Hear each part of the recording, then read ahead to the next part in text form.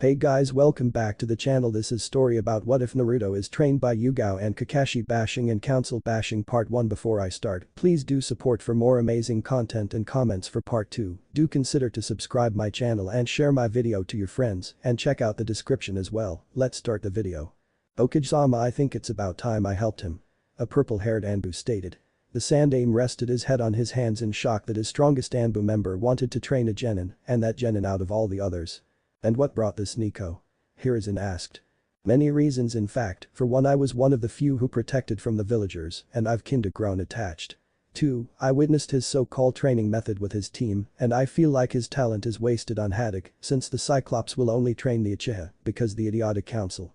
And 3, the most important reason, we owe it to his parents, and ever since he was born no one tried to help him. No offense, Hokage-sama, but the people at the ramen stand did a better job taking care of him. I know you want to protect him, but you are doing it the wrong way. Let me teach him his mother's technique, he can learn them without knowing whose they are, and we can pay the debt towards Lord Forth and Kushina. Nico offered.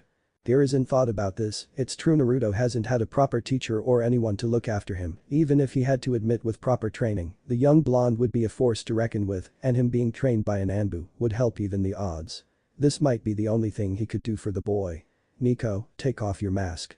The Anbu nodded. She took off her cat mask to reveal a beautiful purple-haired woman with brown eyes. Yugao, do you accept the S-rank mission to train Genin Uzumaki Naruto for the next year until the Chunin exams? Hi, Hokage-sama. Yugao answered.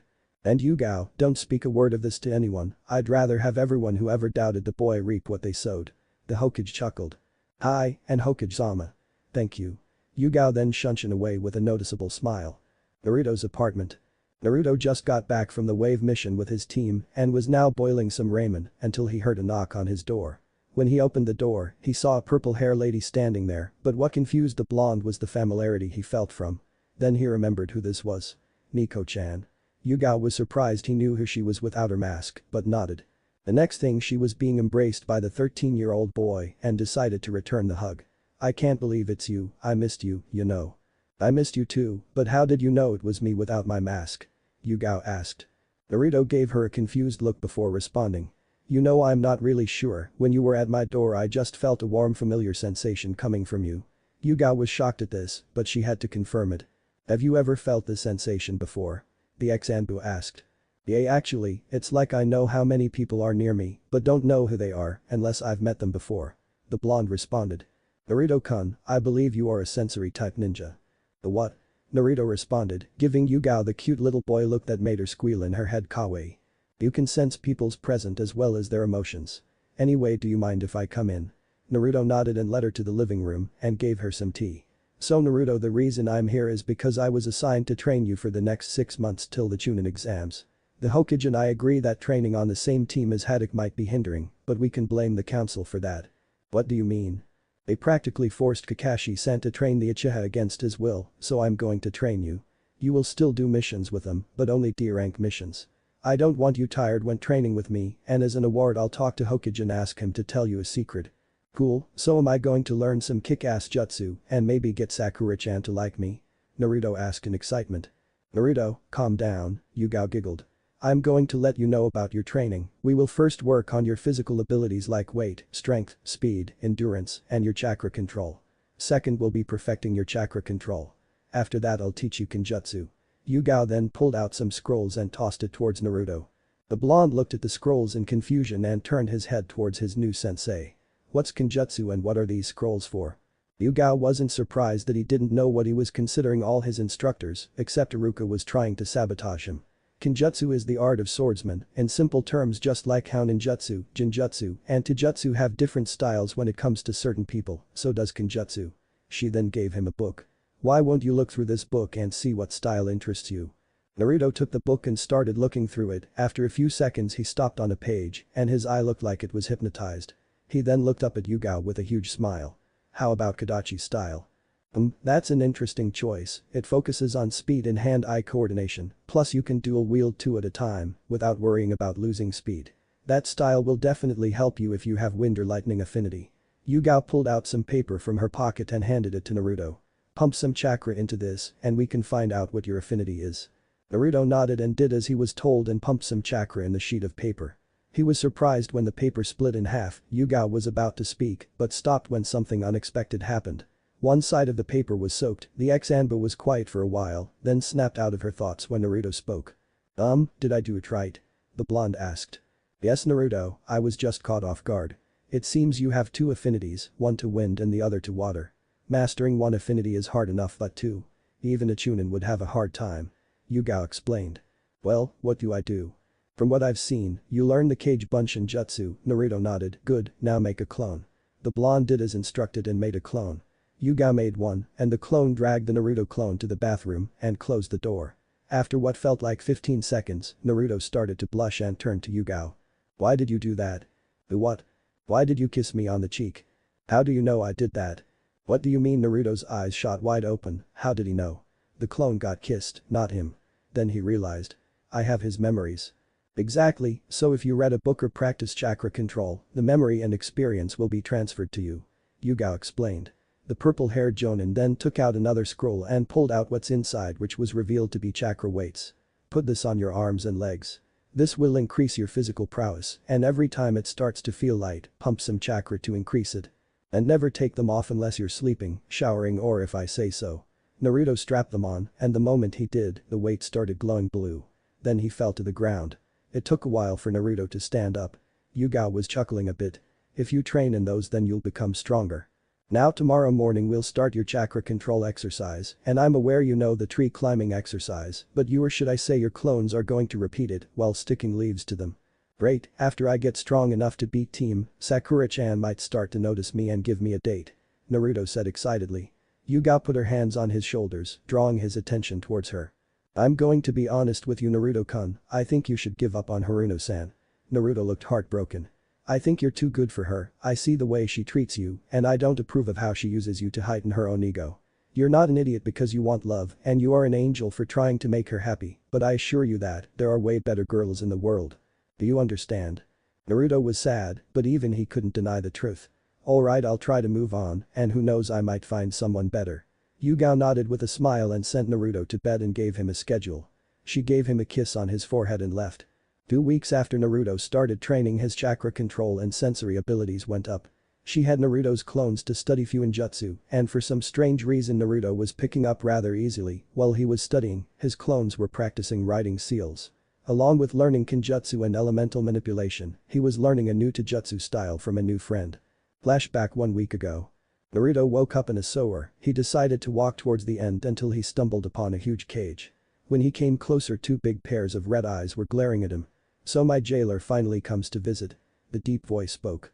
"So I'm guessing you are the 9 Tails." "That's right, but you don't seem afraid." The fox spoke. "Why would I be afraid of something misunderstood?" Naruto said. "What do you mean I'm misunderstood?" the Kyuubi asked. "I read about your history, and from what I learned, you were sealed in the first Hokage wife after being manipulated by Madara. So you are a victim." The fox was surprised. This kid didn't think of him as a monster, but how did he find out about his past?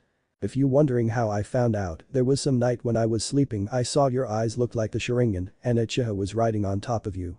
And after that everything went blank." Naruto explained. "So what now, are you going to release me?" the fox asked, getting his hopes up. "Believe me, I would love to, but if I do I'll die, but since this is my mind I'll do something better." Naruto closed his eyes and soon the scenery changed to one of a beautiful forest and a lake. Naruto was panting and looked up at the fox. "How is this?" "Why? Why would you do this for me?" the fox asked, looking at the blonde. "Well, I thought since you're stuck inside me, we could be more like friends. I mean, neither one of us asked for this. So we might as well make the best of this. What do you say, friends?" Naruto offered a fist bump. "Sure, kid, and as a thank you gift I'll help with your training," the fox offered. "Thanks, Kyuubi-san," Naruto said with a smile. "Sure, kid, and by the way, the name is Kuruma," Kuruma said, matching Naruto's grin. Flashback end. Naruto was currently waiting for his teammates at Training Ground 7, standing upside down on a tree, his weight 75 pounds each, reading an intermediate level Fuinjutsu book while leaves were sticking to him. After a few minutes Sasuke arrived at the field and it seems he didn't notice him, but Naruto just continued to train.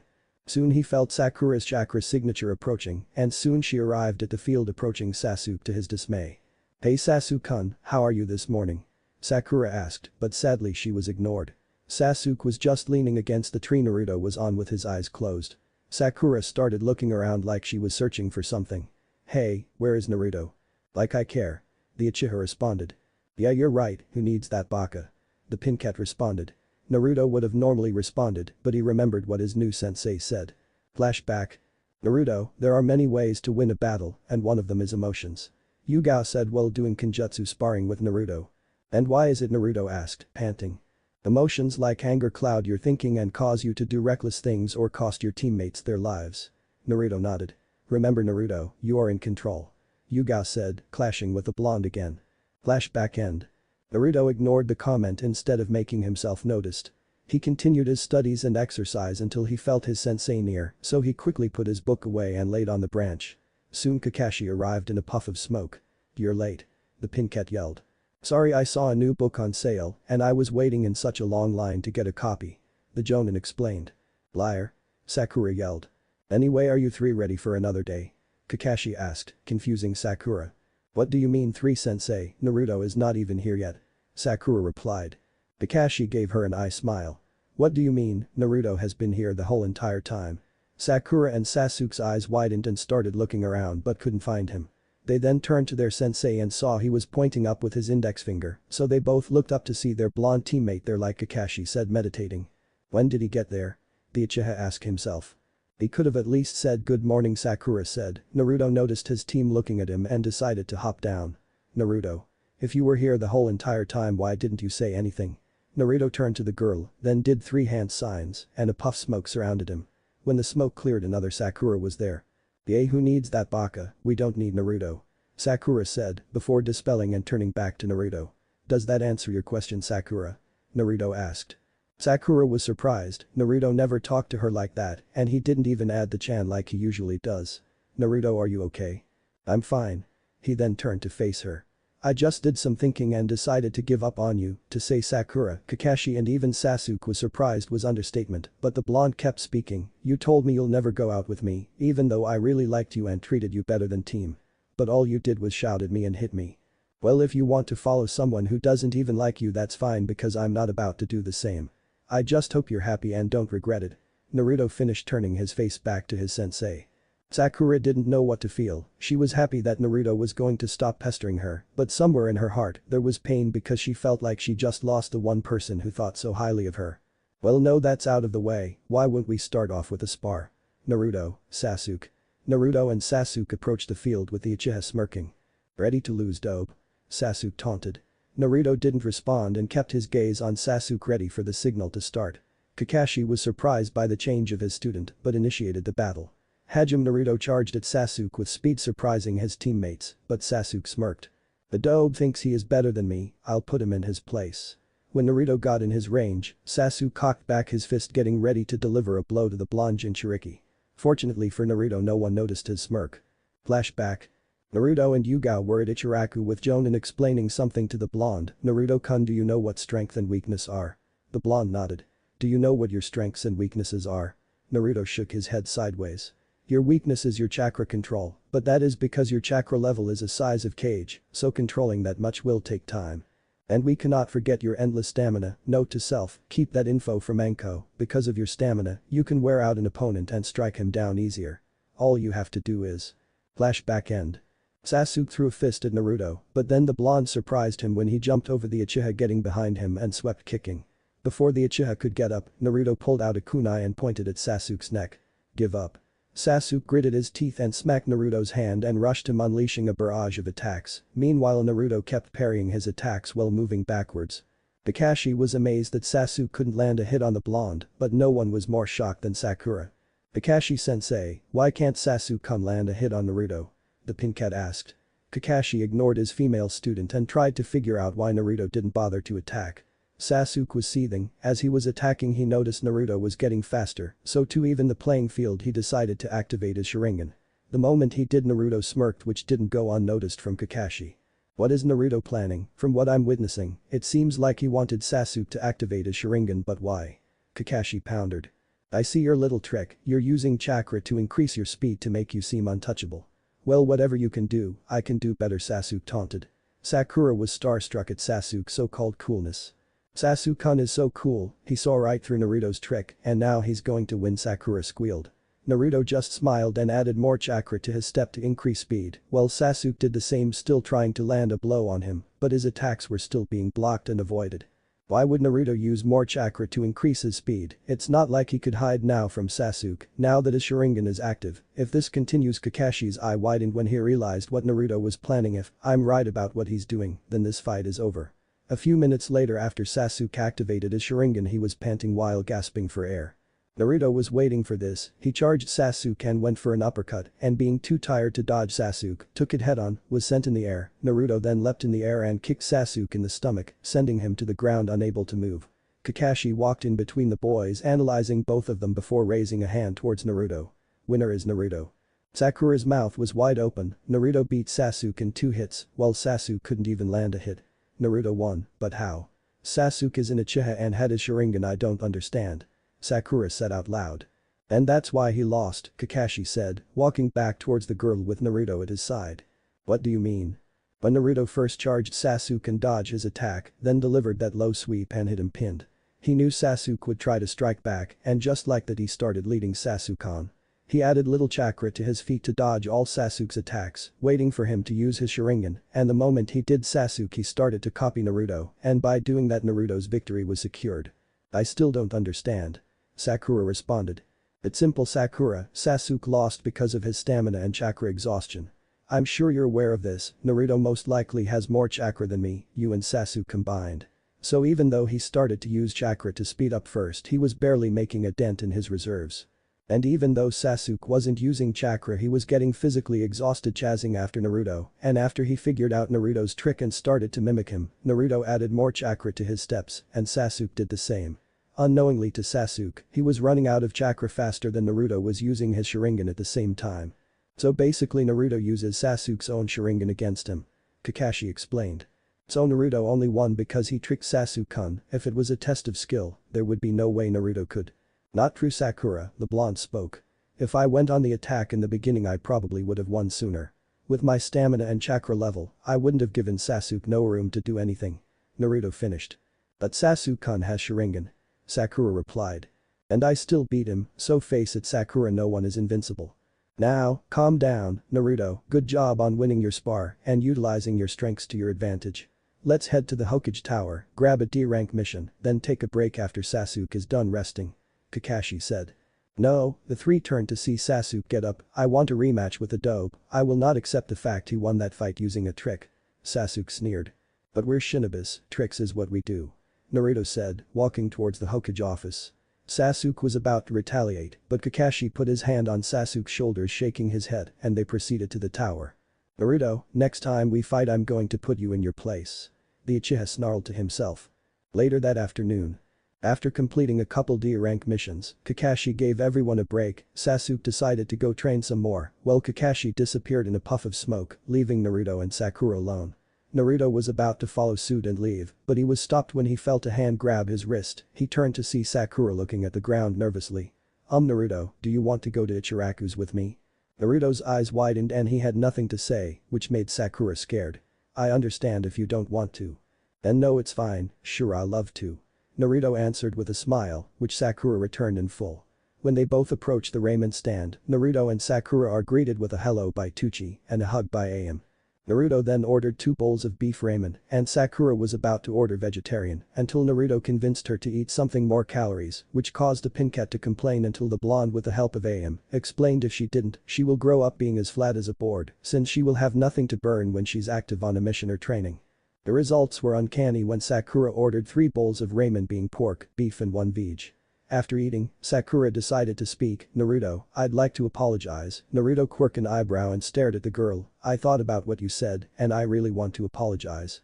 Why? Just so I can become her fanboy again. No thank you. Naruto thought to himself in doubt of the Pinkette's sincerity. Even if you don't believe me, I truly mean it. I made fun of you, hit you several times without restraint, disrespect you, I've done nothing but mistreat you every day, and all you've done was support me and have my back when no one else would. Sakura stated as she clenched her fist while facing the ground with her eyes closed. A single tear began to make its way down her cheek as she pleaded. I'm sorry Naruto, I'm so sorry. You're the best friend, no, the best person that I have in my life, and I've been taking that for granted. Naruto was shocked at the apology. You think of me as a best friend? the blonde asked. Sakura's eyes shot up and met Naruto's, her eyes filled with tears and pain. Yes Naruto, I didn't before. I took you for granted and I didn't appreciate it. I never realized how happy you made me every day, every compliment, every effort to get my attention, I loved it all, and I love having you in my life. Sakura said with both of her hands over her heart as if it was in pain, she was afraid to hear his response, afraid that her apology would be rejected. Sakura Naruto said, causing the pink cat to jump in fear. If you ever thought that I would stop supporting you then you're an idiot for thinking that. I would never give up on my friends and I will always have your back and give you my support every day. So don't ever think that's going away anytime soon. I'm still the same guy you've always known Databeo. Sakura's eyes glue, surprised that Naruto accepted her apology. He forgives me? No, I shouldn't be surprised the pink cat thought to herself. Unconsciously she began to walk towards him. It's Naruto after all. Naruto's eyes grew as wide as they could, with Sakura's arms wrapped around the back of his neck and kissed him. Naruto was surprised at the amount of passion and love that was in the kiss, but not wanting to disappoint he returned the kiss. After a couple seconds the two separated and were out of breath. Sakura looked at what she had done and started to blush. I'm so sorry Naruto. I don't know what came over me, are we, still friends? Sakura asked nervously. Naruto smiled, the best. Sakura smiled and looked nervously at her empty bowls. So how was it? That was my first kiss after all. Sakura asked. Enjoyable, I'm glad I got the honor of being your first. Naruto answered. Great, and can we keep this a secret?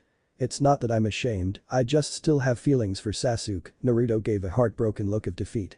But I think I'm starting to like you as well. Sakura added, causing the blonde to look at her. I just need time to sort things out.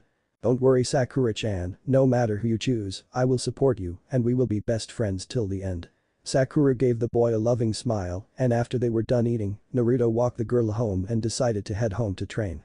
Nice going kid, you snagged the pink one, but she's just the beginning. But enough about that, can you sense that? Naruto stopped and concentrated to figure out what Kuruma was referring to. Then he turned to the direction of an eating district. It feels like sadness and loneliness. But it feels like the type of loneliness that I felt before we became friends and I joined Team 7. Whoever it belongs to doesn't deserve this loneliness. Kid, you should try to feel the other emotions around the person. Naruto closed his eyes for a moment before reopening it. Is that pheromones? Lust and it's coming from more than one person. I think I know who the loneliness belongs to. I heard of a kunoichi who was betrayed and treated wrong from Jiji, so I decided to look for her so I can make a friend, but I could never find her. Naruto proceeded towards where the emotion was and noticed it was coming from a dango shop.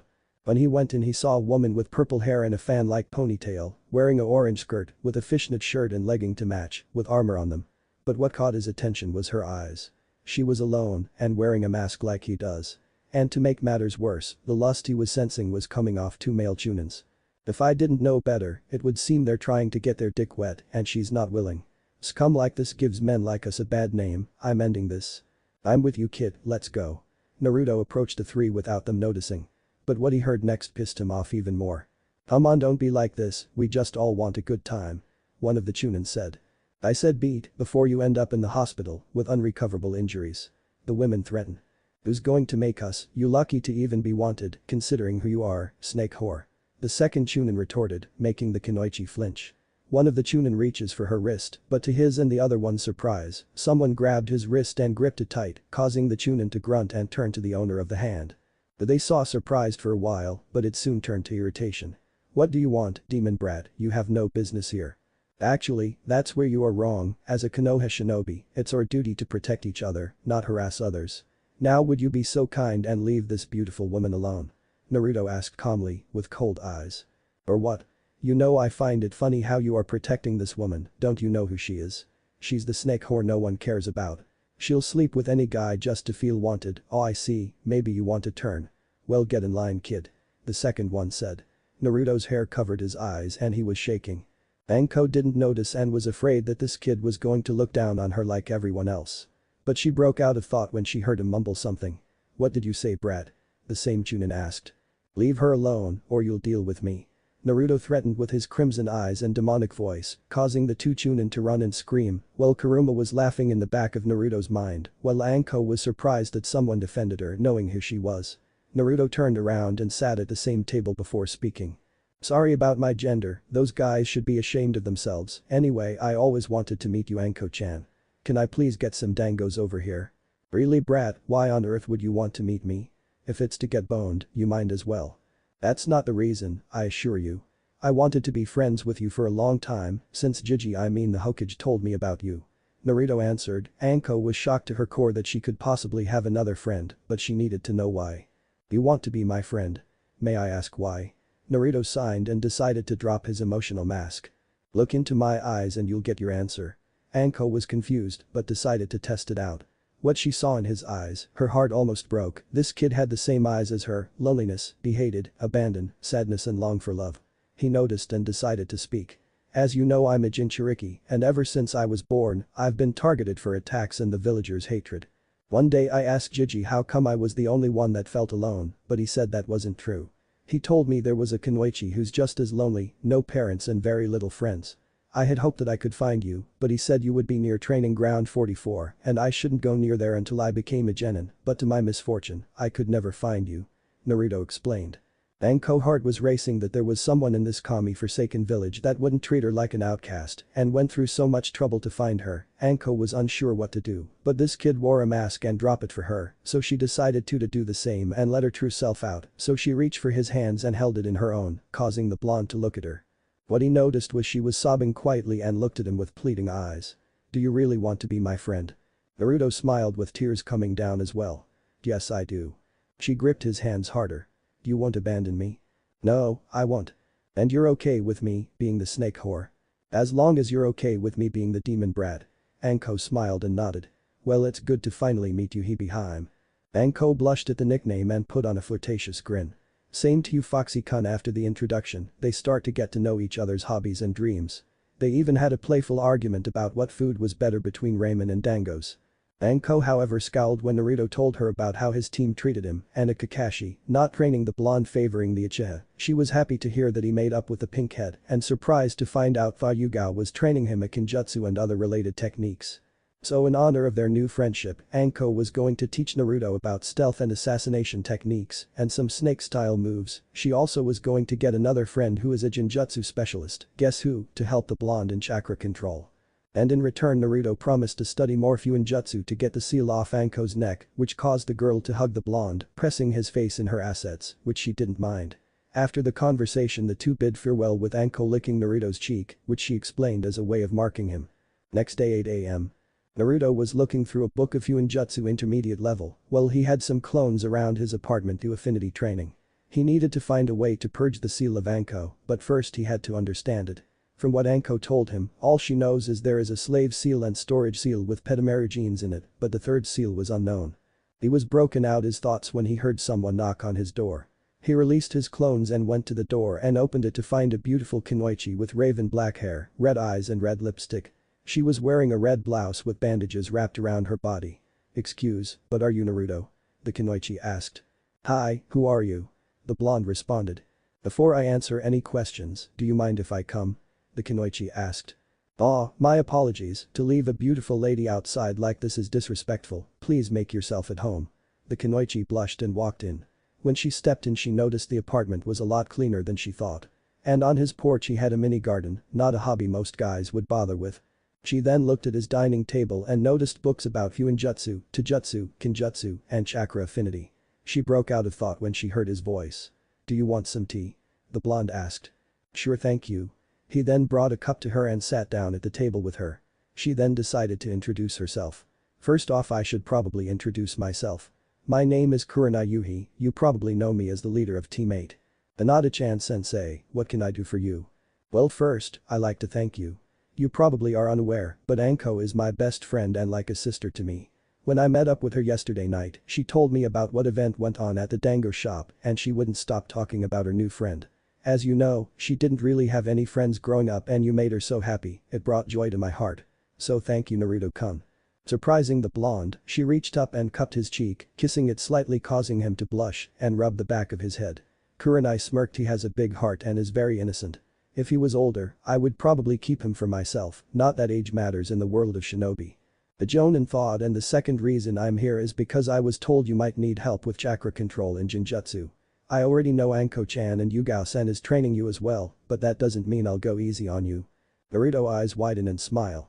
Thank you Kurenai-sensei, I won't let you down. Kurenai smiled. Kurenai-chan is fine Naruto-kun. Hokage office. Jiraiya, did you find her? The old man asked his former student.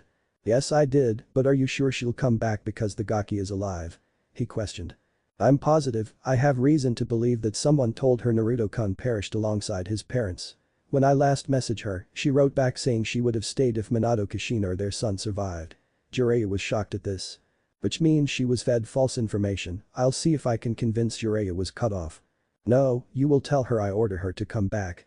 Naruto needs her and she needs him, they both suffer from the loss of family. I've been lenient with her, but it's about time Tsunade and you too Jiraiya train the boy, like godparents should. Here is an ordered with Kai feeling the air. Jiraiya nodded and disappeared. Yugao. The purple-head Jonin appeared from thin air. Bring me Might Guy. -2 months later. In the last few months Naruto's skills improved at a fast pace, thanks to his new senseis. He learned the basics of Kenjutsu and was learning his mother's whirlpool style, even though the blonde was unaware of this. Naruto switched from Kadachi to a longsword since the whirlpool style required it, and the blonde also explained that the Kadachi didn't feel right to him. While they were training, he was introduced to Tenten, who stumbled upon them and was drawn to the two sword users immediately. Naruto soon bonded with the girl since he discovered they were both orphans. Yugao decided to train her a bit as well, since it would be beneficial to Naruto if he sparred with someone his own age, and plus she grew fond of Tenten. Anko was using the weights Naruto was wearing to her advantage. She brought Naruto to the Forest of Death, and to her surprise Naruto thought it was awesome, showing no fear, but that soon changed when Anko and Naruto dodged kunes and shurikens all day. After training Anko and Naruto would go out to Ichiraku's or the dango shop to eat and hang out, which again, Anko took advantage of. She would tease Naruto most of the time, and it made her feel attractive whenever he would blush around her. It wasn't hard to say Anko developed a crush for the blonde and very attached. Kurenai made Naruto perform the tree walking and water walking exercise while using clones and sticking leaves to them. She was impressed by Naruto's development which confused her. From what Kiba told her, Naruto was the dead last of the class, but she was seen telling her otherwise. When she confronted the blonde about it, she was livid to find out that most of the teachers sabotaged his learning and didn't help that no one taught him basic taijutsu. But admiration grew for Naruto when she learned he wanted to be Hokage, regardless of how the village sees him. Might Guy is probably the toughest one of them all, especially since shadow clones would do any good. He did 10 laps around the village, following up with 500 push-ups, sit-ups and crunches. And after he would spar with either him or his mini-clone Rock Lee. Naruto knew after facing the genin that if they ever fought he would be a threat. But what scared him the most was the performance of the horrible genjutsu the two green beasts were able to perform. Kuruma was probably one of the biggest help, with his knowledge on jutsu and fox style, helped with Naruto's stamina. The Kyuubi was also training him on using his chakra by feeding it to him, getting used to it. Kuruma also messed with Naruto genetics by unlocking his Senju bloodline, giving him earth affinity, and he developed a fire affinity because of the Kyuubi chakra. But Naruto also learned that the fox was a pervert, always trying to get him laid. His excuse was that Naruto was the first male jailer he had and he deserved to have all the vixens to himself. Naruto was about to dismiss the idea until Kuruma informed him that most of the girls around him were slowly becoming attracted to him and he would hurt their feelings, playing into the blonde weakness. At the moment, Naruto along with the rest of the team was at the Hokage office receiving their next mission. I'm glad your team can make Kakashi, now that you're here, I have a special mission. A B-rank mission, there's a bandit camp located outside the village, I need you to eliminate them. I have sources that say they are selling Konoha weaponry, Sarutobi said. Sakura was nervous when she heard the word eliminate and Naruto noticed. Excuse me Jiji, but when you say eliminate, do you mean? Sarutobi nodded, causing Naruto to sign. I see. Naruto gave Sakura a side glance which went unnoticed by everyone but the Hokage. Don't worry, we'll get it done. Now come along my cute little genin. Kakashi. Soon the three followed their sensei trapped in their own thoughts. Finally I can test my skills and soon I will be one step closer to killing him. Sasuke thought with a smirk. Do I really have to kill some? I mean I know we're ninjas and all, but Sakura thought to herself. Naruto was behind the group, watching from behind. When they made it outside, Kakashi instructed them to pack for a 3-day trip. When Naruto arrived at his apartment, Yugao was there smiling holding a katana with a red hilt. I think you're ready for this. She said, holding out the sword. Naruto slowly took in his hand, unsheathing it halfway. It felt so familiar to him but didn't know why. It's called a Kairashi, Red Storm or Arashi for short, it belongs to your mother.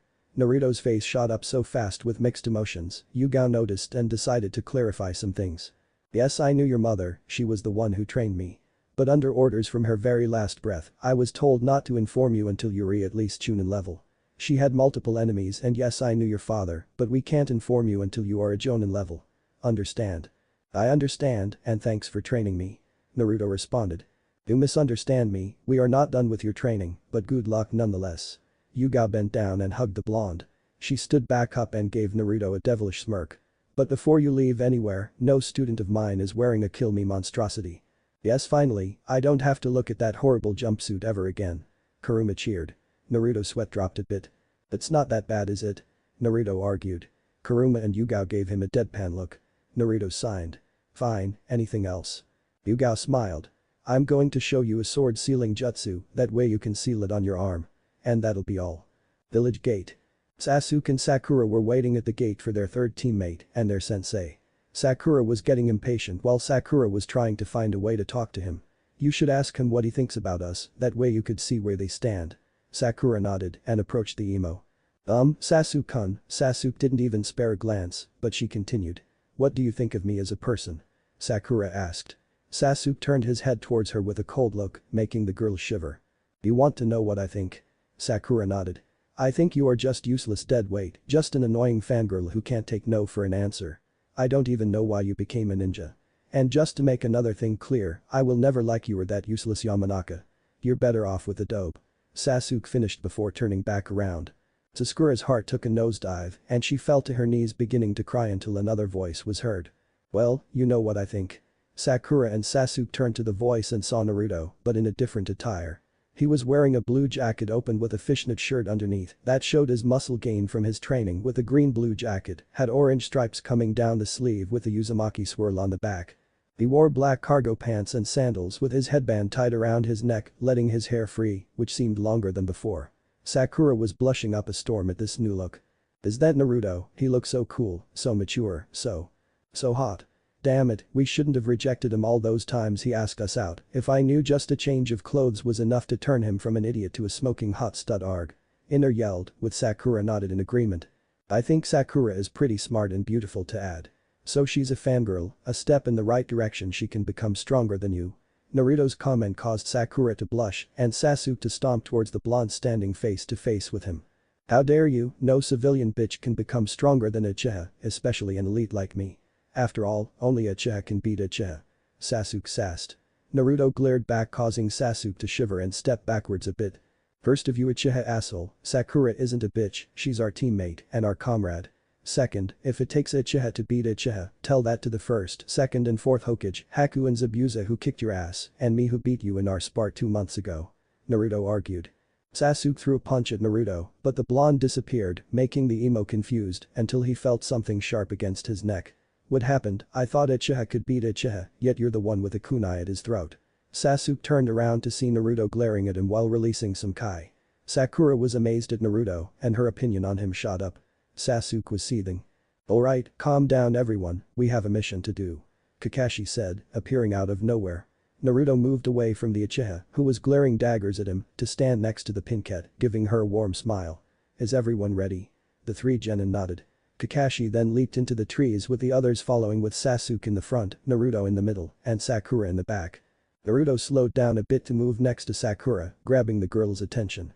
Don't worry, no matter what happens, I'll protect you, and if you need to talk after the mission I'm all ears. Naruto said, giving her a warm smile. Sakura returned it, grateful that the teammate she used to bully was being so nice to her. It's weird, she always pictured Sasuke as her knight, keeping her safe, feeling her with confidence, and giving her the warm feeling she currently has, but Naruto was doing it instead. Thanks, Naruto-kun. Naruto nodded and the two proceeded to follow the 2 Sharingan wielders. A day later. Team 7 arrived in the trees outside the bandit camp, trying to gather whatever intel they could. There were 2 huts, big enough to hide at least 10 people, but Jonin was unsure, he needed to figure out at least an estimate. There are 23 people. Kakashi turned his head to the blonde, giving him a questionable look.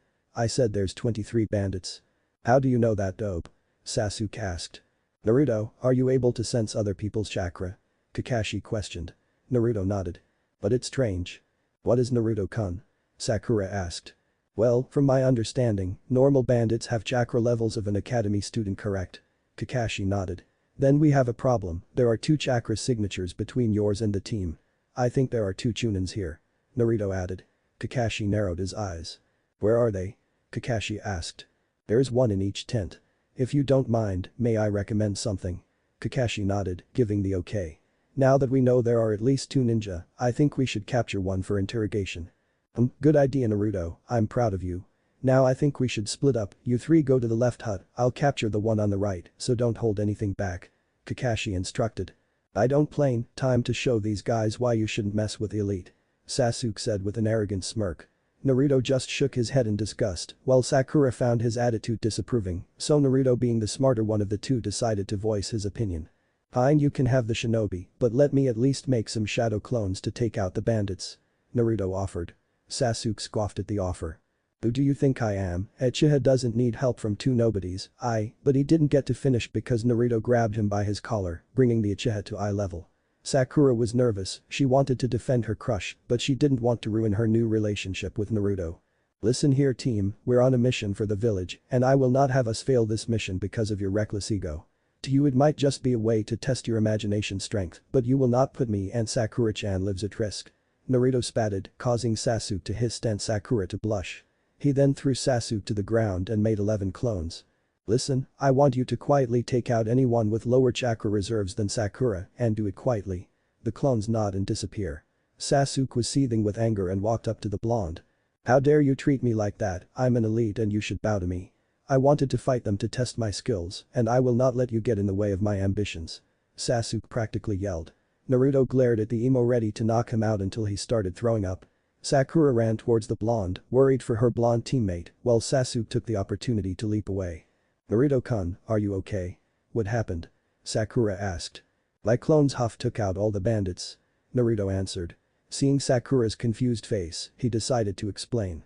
When a person has their first kill, they experience trauma, right? Sakura nodded.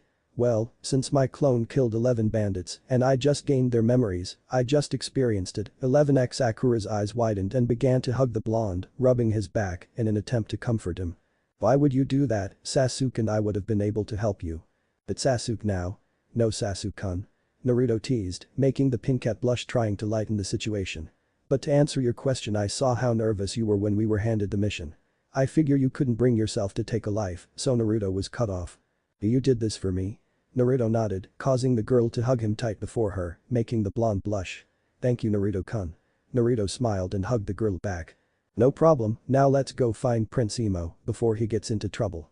Sakura was about to argue until he put a hand on her shoulder, giving her a warm smile. I'm fine, but if you want we can talk after the mission. Naruto offered, Sakura agreed, and together they proceeded to follow their other teammate. In the hut. What's going on and why did it get so quiet? Stupid fools, can't trust no one these days. Yelled a shinobi wearing what seems to be a Chunin vest. Well, that's something we can agree on. The shinobi turned around to see Sasuke standing there with a smug look. You should feel honored, after all it's not every day someone has the honor to face a Uchiha elite.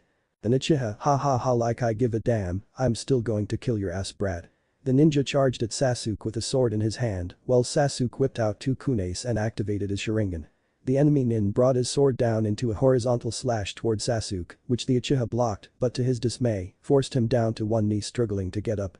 The enemy then kicked Sasuke into the gut sending him back, but Sasuke regained his balance, tossing the 2 kunai at his enemy, which was parried by the sword user.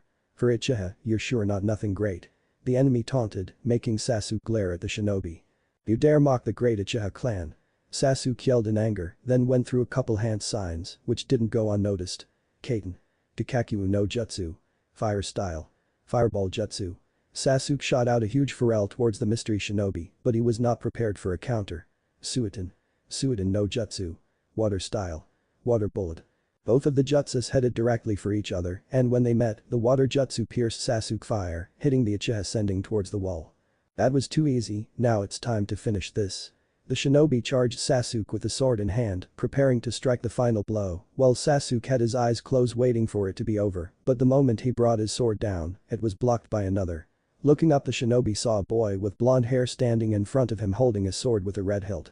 He then jumped away a few feet with a smile on his face. Well, another swordsman. Tell me what's your name, Gaki? Before Naruto could answer, Sasuke interrupted from behind the blonde while Sakura was tending to him. Why are you here? Sasuke asked. Naruto didn't answer since he was focusing on the enemy, which frustrated the Uchiha more. Answer me, damn it. Sasuke, we're here to help you, after all we're a team and we have to stick together. Sakura answered with a small smile. Sasuke scoffed at the reply, pushing Sakura away from him. I don't need help from someone as pathetic as you, I'm a Uchiha elite, I could handle this guy by myself. I'm not weak like you.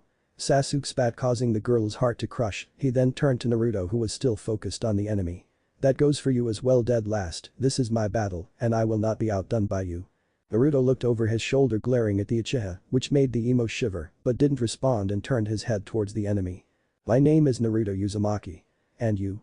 Kisuke, I want to request a battle as a fellow swordsman. I might be an enemy, but as a fellow swordsman, it will be an honor to fight a holder of Arashi. He pulled out a new longsword from a scroll, similar to Naruto's, but the hilt was light blue. I'll be using this, Yumi Bunkatsuc split. Naruto could feel power coming from the blade, just like his Arashi. What's with the aura coming from our swords? I can feel the power radiating towards each other. Naruto asked, getting the attention of a power-hungry Uchiha at the mention of the word. If you win, I'll tell you. Kisuke charged at the blonde at Jonin level speed, slashing down. Naruto, reacting fast enough, thanks to Anko's training, countered with a horizontal slash. When the two blades met, it caused a shockwave, sending a gust of wind everywhere. Sasuke and Sakura had to cover their eyes to block out the wind. Meanwhile, Naruto and Kisuke were at a stalemate. For someone so young, it comes to a surprise that you're able to block my attack. Kisuke then started to release a barrage of attacks towards the blonde, which Naruto was struggling to parry. Kid, this guy is way more experienced than you are, I was coming up with a new Dojutsu for you. I'll explain what it does later, but for now, hurry and focus some chakra in your eyes. Naruto nodded and did as instructed, and when he looked at Kisuke, it seemed he was moving slower than before. Naruto then started to attack back, which was blocked. Kisuke started to get excited. I'm not sure what just happened with your movements, but this is great. Kisuke and Naruto jumped back from each other, both smirking at the other. Nice Gaki, but can you stop this? Kisuke started to surround his Yumi Bunkatsu with water, but Naruto could feel the power building from whatever attack was coming. Kid, start to do the same by focusing your wind chakra around Arashi, and when Kisuke releases his attack, you do the same. Kuruma instructed. Got it, thanks Kuruma. Naruto replied, before taking a similar stance as his opponent, doing what Kuruma instructed. Kisuke blade had a water vortex around it, while Naruto's had a tornado. After a few more seconds of charging, Kisuke thrust his sword forward. Mizuransu water lance. Kisuke yelled, thrusting his sword with the water vortex coming out, heading towards the blonde, but Naruto was ready. Kazuyori wind spear. Naruto thrust his sword forward, sending out a spear made of wind towards the water attack. When they collided, there was a huge explosion, sending everyone flying, creating a huge dust cloud. Sakura was coughing, trying to get a clear view. When the dust cloud cleared, Naruto and Kisuke were standing across each other, breathing hard. Sakura was impressed at the blonde performance. Naruto-kun is so strong, he is amazing. I feel so useless, maybe after the mission I can get him to train me. Yeah, you go Naruto-kun. Kick his ass, cha. Inner cheered. Sasuke was seething in jealousy at the blonde's strength. How's the dope so strong? He then eyed the weapons both the shinobi was using. That's it. The swords, I'll get the dope to hand over the sword, after all I'm an Uchiha, and I deserve it more than that clanless nobody, he can't defy me. Sasuke thought with a greedy smirk, getting up and walking towards the battlefield. Sasuke, where are you going? We shouldn't, Sakura tried to say, but was cut off. Shut it, bitch, I will not be upstaged by a loser. Sasuke yelled, making the Pinket flinch, causing the attention to turn to him. Naruto was disappointed, while Kisuke was slowly hating the Uchiha. Sasuke approached Naruto holding out his hand, which caused both the swordsmen to give him a confusing look. Though I demand you hand over that sword, you don't deserve it, and I'm pretty sure it would be better in my hands. After all, I'm an elite and need that power. Before Naruto could respond, Kisuke charged towards the Uchiha, kicking him in the chest and sending him towards the wall. Sasuke slowly looked up, gritting his teeth, to see Kisuke standing in front of him. Kid, I never seen someone so arrogant. I might be a bad guy, but you're just scum. So I'm going to do the world a favor and rid the world of you. Naruto started to run towards his teammate, with Sakura in tow. Kisuke brought his sword down towards Sasuke, preparing to finish him off. Sasuke was terrified, then he looked towards his right and smirked, which Naruto noticed.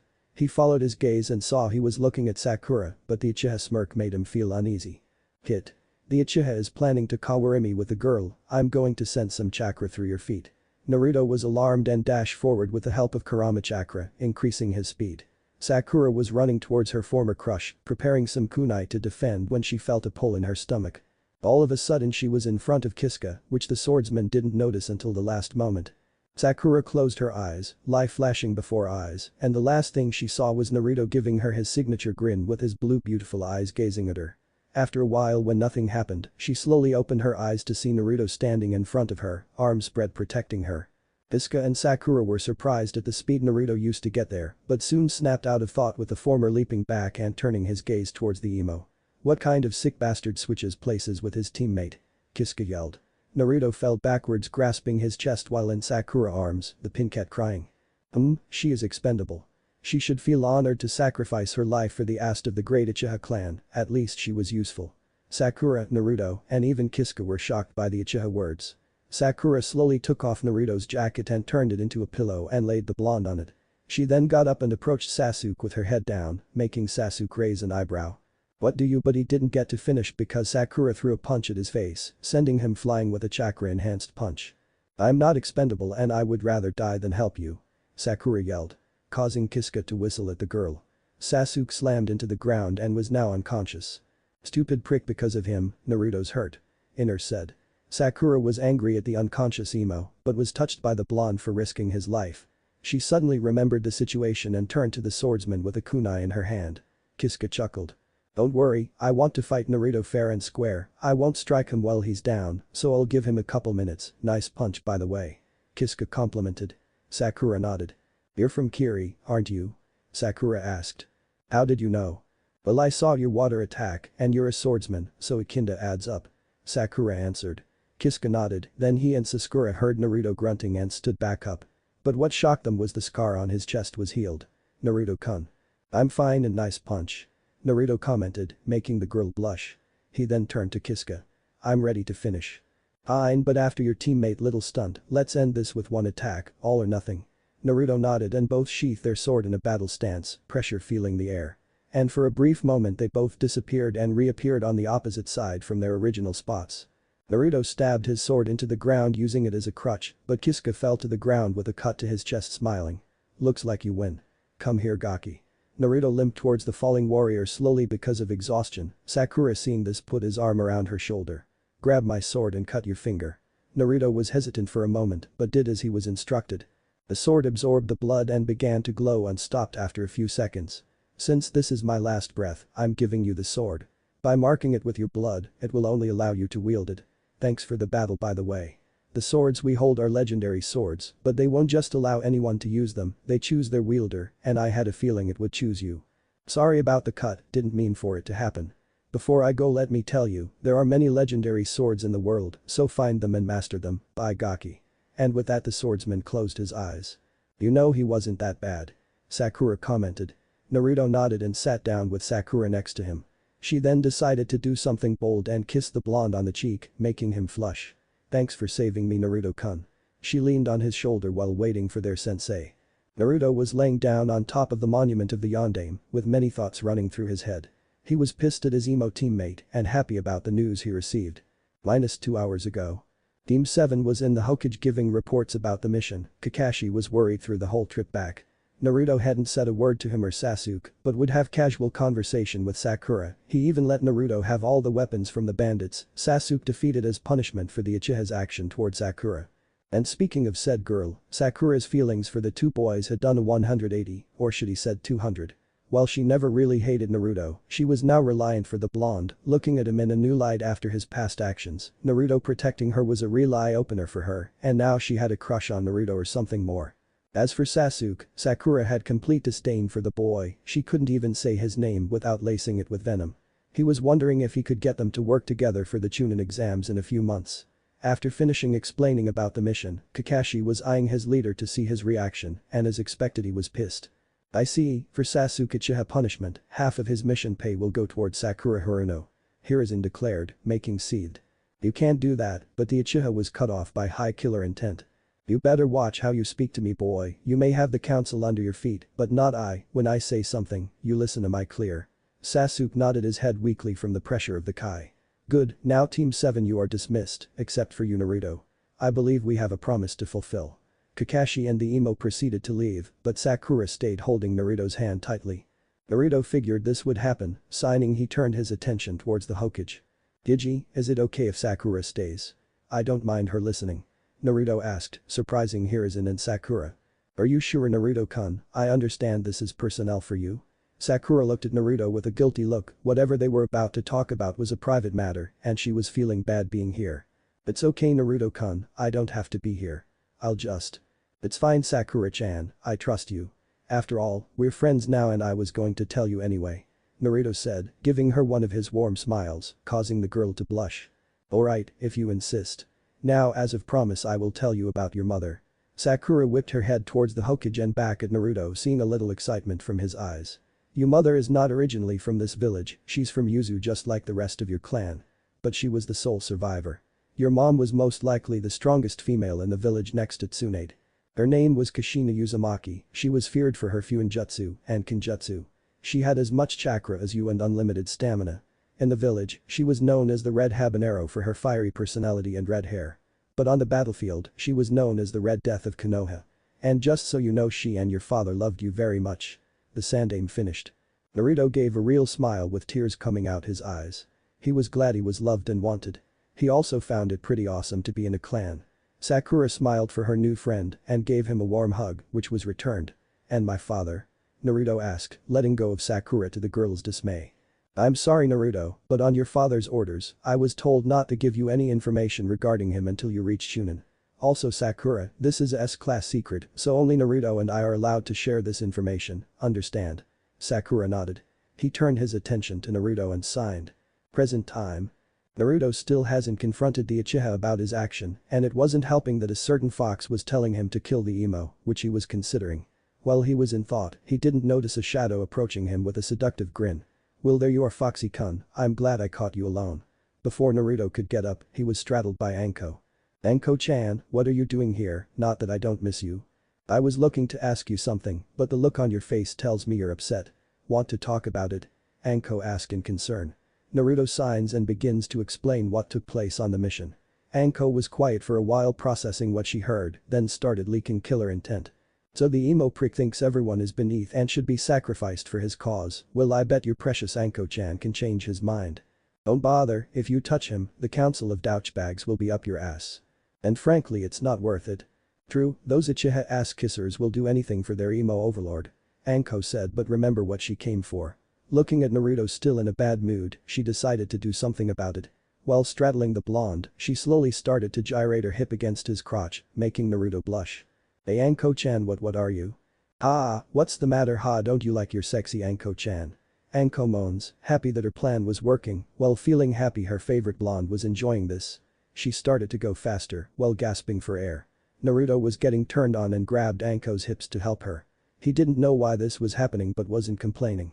As Anko moved her hips, she felt something poked her entrance, through her panties and smiled seductively. Someone's happy, but let's finish this. She kept going until both of them buckled their hips, moaning in sync, releasing their pent-up energy. The both were gasping for air breathing lightly, staring into each other's eyes warmly. Anko-chan not that I didn't enjoy it, but why? Naruto asked, regaining his breath. Because for one, it was hot, Naruto nodded in agreement. 2, you were stressed, so this the only way I can come up with. Anko paused for a moment and bent down and gave him a small kiss, causing both of them to blush. 3, I like you and was wondering if you wanted to go on a date with me. After 2 months of knowing you, I realized you were the only one who understood me. You treated me with respect and not like an outcast. Plus you're not uptight like most ninja, you value all your friends and I also like that prankster side of you. We're the same, hated, scorned and branded with a seal we didn't want. I feel safe with you, I feel like I can understand you as much as you can understand me, I never felt this way before, so when I talked to Kurenai, she said I loved you. I'm not sure if it's true but I would like to give it a try, so what do you say? Naruto looked up into Anko's eyes and saw the desperation. He couldn't believe an older woman liked him and asked him on a date nonetheless. He thought about and couldn't come up with a reason not to, especially since out of everyone in the village, Anko was the one who understood him the most but still wasn't sure. Go for it kid, trust me. Kurama said out of the blue. Naruto turned to Anko giving her a sincere smile. Sure Anko-chan, why not after all, I kinda like you a bit. Naruto answered. Anko squealed in joy and grabbed Naruto by the collar and gave him a deep passionate kiss. Naruto faced heat up and his brain was melting.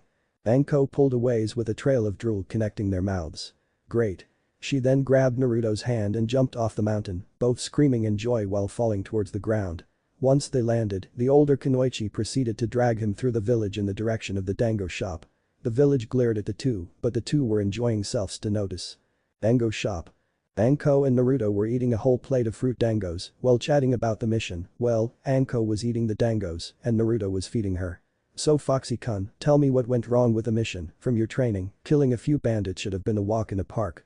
It was easy until the Uchiha decided to abandon the mission to boost his ego and by exposing himself, almost got killed by a shinobi hiding among the bandits. Team then fought him and lost, but wait, it gets worse. Naruto began leaking Kai. He decided to substitute with Sakura-chan and when I confronted him, you know what he said. Naruto yelled, scaring everyone in the shop. Flashback. Team 7 was taking a break from their mission, a few miles from the bandit camp. But things weren't going smoothly for the team since Naruto had Sasuke pinned against a tree by his collar. Sasuke was glaring at the blonde, which was being returned tenfolds. Why? Why would you sacrifice Sakura-chan's life like that? Sasuke snorted. Why would you ask such a simple question? Because you tried to save me during the wave mission from Haku, but yet you almost killed Sakura-chan, the girl who devoted herself to you, no matter how you treat her. Because she's useless dead weight, I don't give a damn about her feelings. It's not my fault she likes me and if she does, she should feel honored to die for me after all I'm an elite. And for the reason I save is to keep you alive until I surpass my brother, you might not have noticed, but I was conscious when you beat Haku. Your power was dark and hatred, you showed me my brother was right and I kept you alive to test myself against you and when I almost died, I realized that I sacrificed my goal for nobody, me an elite. If I can overcome your hatred with my own, I will be one step closer to beating my brother. As for Sakura, she can die for all I care. Naruto's eyes started flashing red, his teeth sharpened and grip tightened. You bastard, Sakura is a living being, she is your equal. Do not compare me, an elite, to a useless expendable fangirl. I'm her better and superior, she's nothing but dead weight. Naruto cocked his fist back and got ready to punch the Uchiha until Kakashi grabbed his arm. Naruto, calm down, I'll handle this when we get back to the village.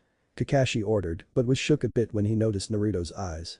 Fine, but keep me and Sakura-chan away from the high Uchiha, Naruto said, tossing Sasuke to the ground and going to sit by Sakura. End of flashback.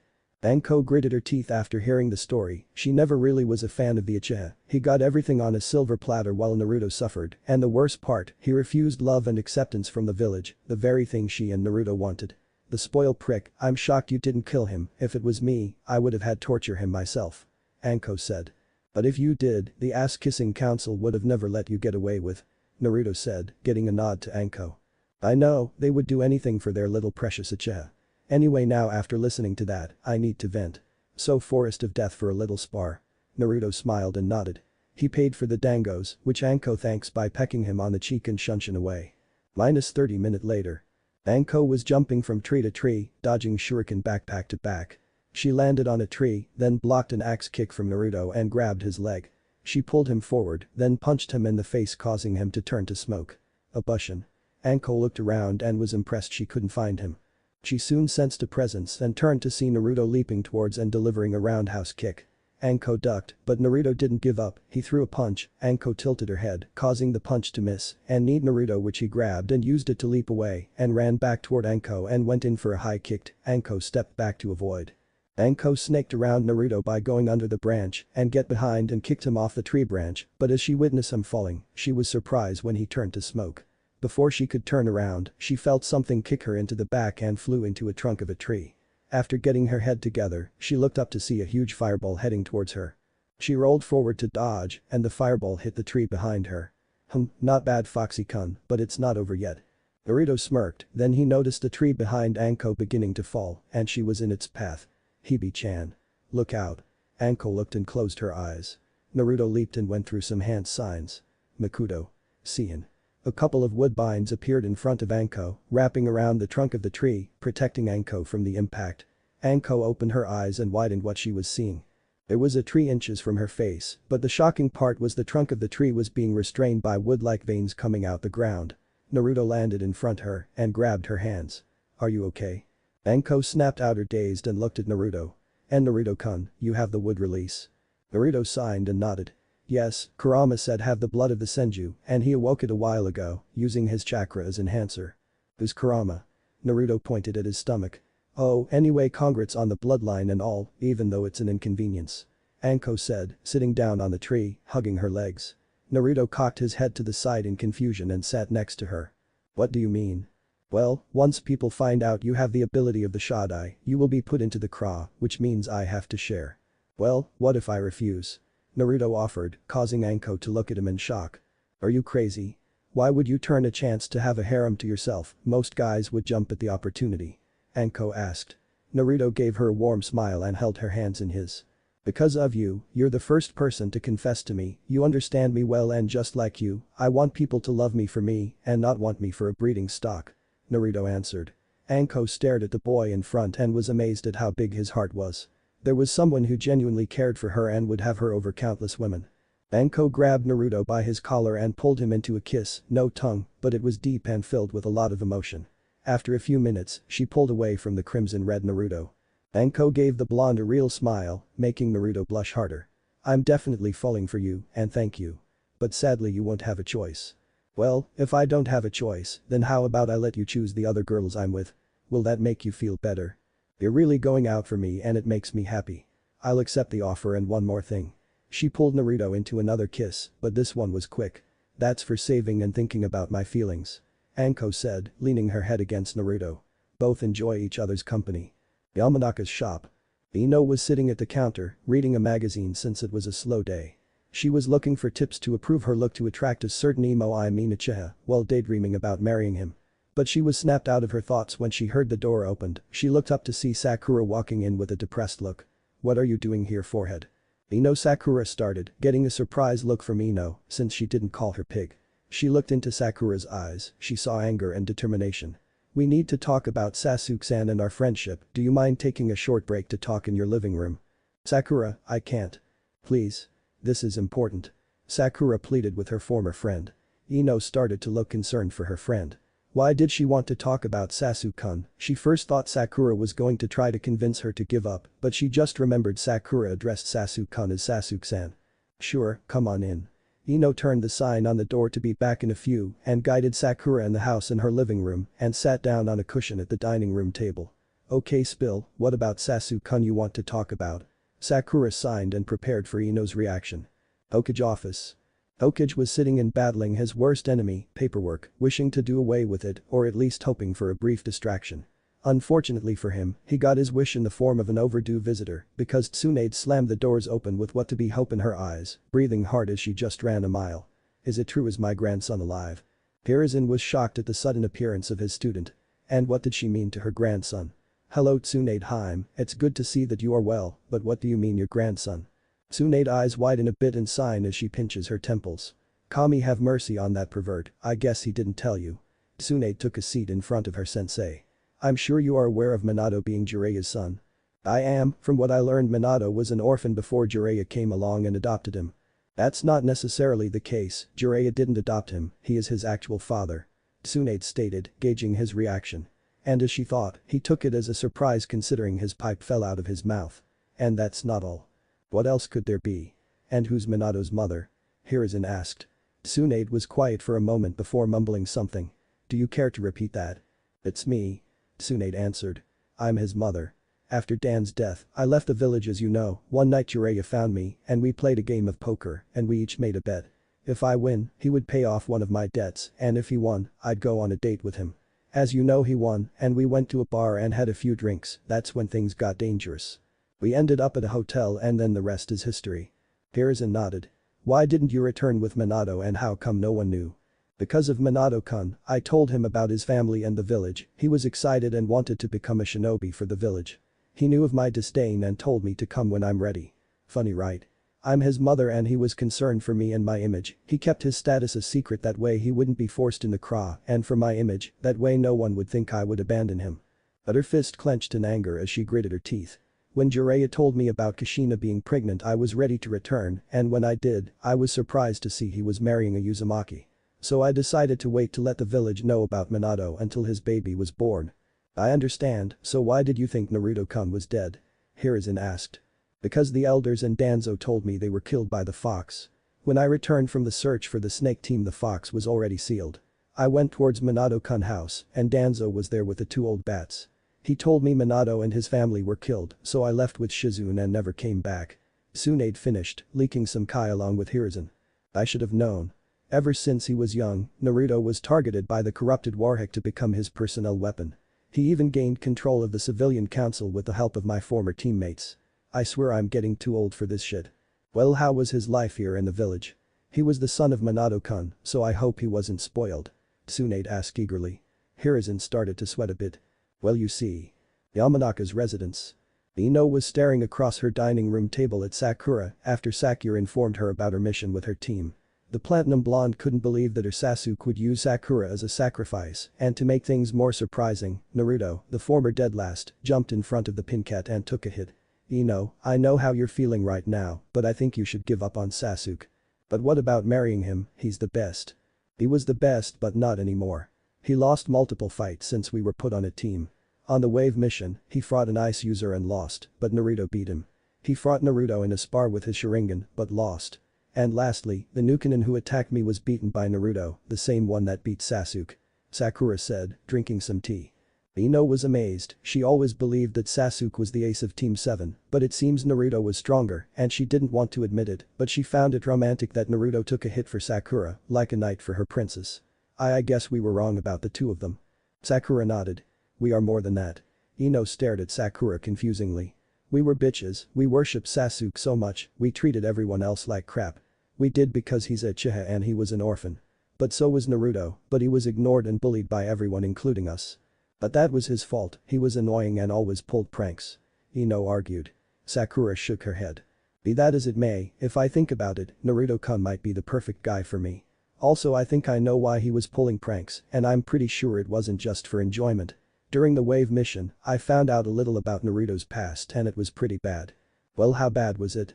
Well, we learned from Kakashi-sensei while he was in the orphanage, he was isolated from the other kids, they had him sleep in the basement, barely feed him and kept his room cold. But things changed when he turned 6 years old. Ino breathed in relief. Things change for the better I assume, after all, how could someone with a bad past always be happy? Sakura shook his head. No, it gets worse. Ino was about to ask, until Sakura halted her. He was kicked out when he was 6 and was digging through garbage to find his next meal, Ino held a hand over her mouth as gasp. But there's more, he used to sleep in dark alleys and in sewers. Sakura said with tears in her eyes, picturing a little Naruto shivering in the cold. Ino started to get worried. Okay, I get it. It was bad, now please stop. No. Sakura yelled, startling Ino. Just listen, please. Ino nodded. After he was kicked and went through all that, the villagers started hunting down. They beat him and he had no one to comfort him beside the Ramen people. Sakura had tears pouring down her face which confused the platinum blonde. Ino was upset at the villagers, but what accused her was how Sakura was handling it, why was she so affected by this? Why does this upset you? There's nothing you could have done. Sakura stopped sobbing and glared at the blonde, but not in anger. It was guilt. You know why this upsets me? Because we added to his pain. Ino's eyes widened. He was called a demon by the villagers and in the academy we made fun of him when he wanted friends. And what's worse, my mom wanted me to be friends with him, but I followed the crowd because I didn't want to be made fun of. Ino was now sobbing at the guilt she was feeling. But he was annoying and was an idiot. Ino tried to defend. Remember all those pranks? I do, and you know what else I remember, Naruto-kun never pranked us. He never did anything to us. So why was I so bothered by it? For Kami's sake, we treated Kiba better than Naruto, Kiba, who I remind you is a pervert and looks down on women. Ino started to rub her eyes, trying to wipe away the tears. Kakashi told me the only reason he pranks people is for attention. He didn't like being ignored and glared at, so by pranking, he was looked at as an annoying kid. Ino finished. Ino never thought about it before. Naruto never targeted kids for his pranks, only adults, and now hearing this, they probably deserved it. And now that she noticed it. Whenever she saw him smile, it seemed forced, but she never thought of it because she never cared for her fellow blonde, because she always focused on the Uchiha. But after hearing about the incident she started to look at both Team 7 boys in different ways. She always dreams about getting married one day to a knight in shining armor, and she assumed Sasuke was the one to fit the description. Now after hearing about the emo she was having second thoughts about pursuing any relationship with him. He's amazing, regardless of how the village treats him, he still wants to be Hokage and protect the village. I wish I could also be strong like him. Sakura blushed before continuing. I think I'm going to give Naruto-kun a chance, he proved to me how much he cares about me. Sakura announced. Even though he said he will never pursue me again, he didn't say his feelings were gone. Hold up forehead, not so fast. Ino interjects. Why do you get to have Naruto? What if I want him? Sakura gasps in surprise before glaring at her old friend. And why would you want him, Ino pig?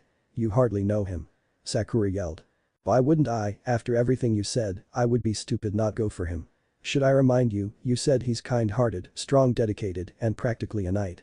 He jumped in front of an attack to save you. That's so romantic. I may not know him much, but from what you told me, he has the quality of a good man. I just get to know him better and show him my good side. He shouldn't be able to resist my charm, especially since I'm way more beautiful than you are. Ino said with confidence. At chance pig, Naruto-kun will be mine. After all, we already kiss. Ino was surprised but quickly hid it. Well, I guess I have to give an even better one. Like I let you. Sakura and Ino continue you back and forth, but they would never admit they were enjoying each other's company. Council room. The shinobi clan head and the civilian council received word of a meeting of great importance and was waiting for their leader. But soon the wait was over when the doors opened revealing the Hokage. The clan heads did a slight bow towards as a show of respect and Mabuki was the only one to bow on the civilian side. I'm glad everyone is here, now let's begin this meeting. Hiruzen started with a slight chuckle. What is this meeting about, Hiruzen? Danzo questioned. It's funny you should ask, you see it actually involves you. Danzo was confused, has his root headquarters been found out? He doubts that. He was sure he wasn't missing an agent. You can come in now. Hiruzen called, breaking Danzo from his thoughts. Everybody turned to the figure behind them and saw none other than Tsunade Senju walk in with a smile. Danzo flinched a bit at the glare the Sannin was giving him to keep but kept his stoic look. Tsunade-sama, it's an honor to have you back in our village. Kaharu started. The shit, I'm not here for the village. Tsunade said, still glaring at the bandage man and shifting it towards the elders. I've got questions that need answers. Danzo, Tsunade narrowed eyes. Why did you tell me that a Kushina child was killed? Tsu's eyes widened. Kushina's pup is still alive. Where? The Inuzuka asked but was ignored. Isn't it obvious, it is the property of the leaf. It should be made into the perfect. Danzo didn't get finished because Tsunade grabbed the throat releasing a bunch of kai. Do not call my grandson in it and how dare you say he's your property. Especially after how you treated him, I should kill you now. Tsunade cocked back her fist. Lady Tsunade, please calm. Hamaru tried to plead before Tsunade glared at him. You're next. And you too, Kaharu. Tsunade yelled, causing the advisors to flinch in fear. Is Nico here? An Anbu with a cat mask appeared in front of the slug princess. Yes, Lady Tsunade. I heard from the pervert you protect my grandson, for that you have my eternal gratitude. Tsunade thanked with a smile on her face. If you ever need anything just ask. I would have protected him even if I wasn't asked to. This village owes them that much. And plus I kinda grew attached to him. Nico replied with a slight blush behind her mask. Excuse me Lady Tsunade, but if the pup is alive, who is here? I was told he didn't make it. Tsu masked in desperation. Nico, may you find him and bring here, please. Tsunade requested. Hi. Nico bowed before disappearing in a shunshin away. Will you just tell me who it is? Tsu begged. Tsunade rubbed her temples and approached the woman and whispered in her ear. Tsu's eyes widened and glared at the civilian side of the council, making them shiver. I'm going to make you bastards pay, she then turned her glare towards Danzo. Especially you, you old prick. You better show respect to your better Tsuma-san. Danzo said in a calm manner. The only thing you deserve is the shit from my hound's yard. Tsu retorted. You heartless. She was cut off when the doors opened, revealing Nico walking in and what was strange, she was chuckling. I'm sorry, haha, he's on his way. Nico struggled to say because of her chuckling. Soon Naruto walked in with his jacket unzipped and lipstick all over his face, with a goofy grin on his gave the boy a questionable look and turned to Nico for answers, but she was cut off. What's the demon doing at an important meeting? A merchant councilman began before he was grabbed from the throat by Tsunade. Tsun smiled deviously. Watch what you call my grandson. Everyone's eyes widened while the civilian side was shaking in fear remembering everything they did to the boy. And if I remember, isn't there a law about that word? Nico. Tsunade called the man towards the Anbu as Nico unsheathed her sword and cut the man's neck off. Hiruzen looked at Tsunade in concern, Tsunade noticed and smirked. I got over my fear sensei. Hiruzen nodded and turned to Naruto, who was still in a daze. Nico, what's the matter with the boy? Nico started to laugh. Enko, sir. Hiruzen quirked an eyebrow. Apparently those two are a thing. All the males beside Danzo looked at Naruto in amazement. Naruto soon snapped out his gaze and realized he was in the council room. He was about to ask why he was here when he was suddenly swooped up by his feet in a huge hug. Naruto-kun. You're alive, I can't believe you are alive. Naruto was suffocating, gasping for air. Of course I am, who are you lady? Tsunade sat him down and wiped a straight tear. Sorry, I was happy to see you. Why? Allow me to introduce myself, my name is Tsunade Senju, one of the Sannin, but most importantly. She bent down and kissed his forehead, making him blush. I'm your grandmother. Tsunade Senju? As in the granddaughter of the… Naruto paused and registered what he heard. Wait, did you just say? I'm your grandmother? Tsunade smiled. Naruto started to shake. Why? Tsunade gave him a confused look. Why weren't you here for me? Did you hate me like everyone else? No. Tsunade answered with tears of her own coming out. I would have been here for but… She started releasing Kai, startling everyone. I was told by some soon-to-be-dead fools that you perished the night of the attack. She stopped the Kai and gave Naruto a soft hug which he returned. I love you. Naruto was crying in the crick in her neck, very happy. Everyone gave them a moment before both the blondes calmed down. Wow, I can't believe I have family and it's a Senju. The shinobi clan heads, Hokage, Mibuki and Tsunade all smiled at the boy, happy for him.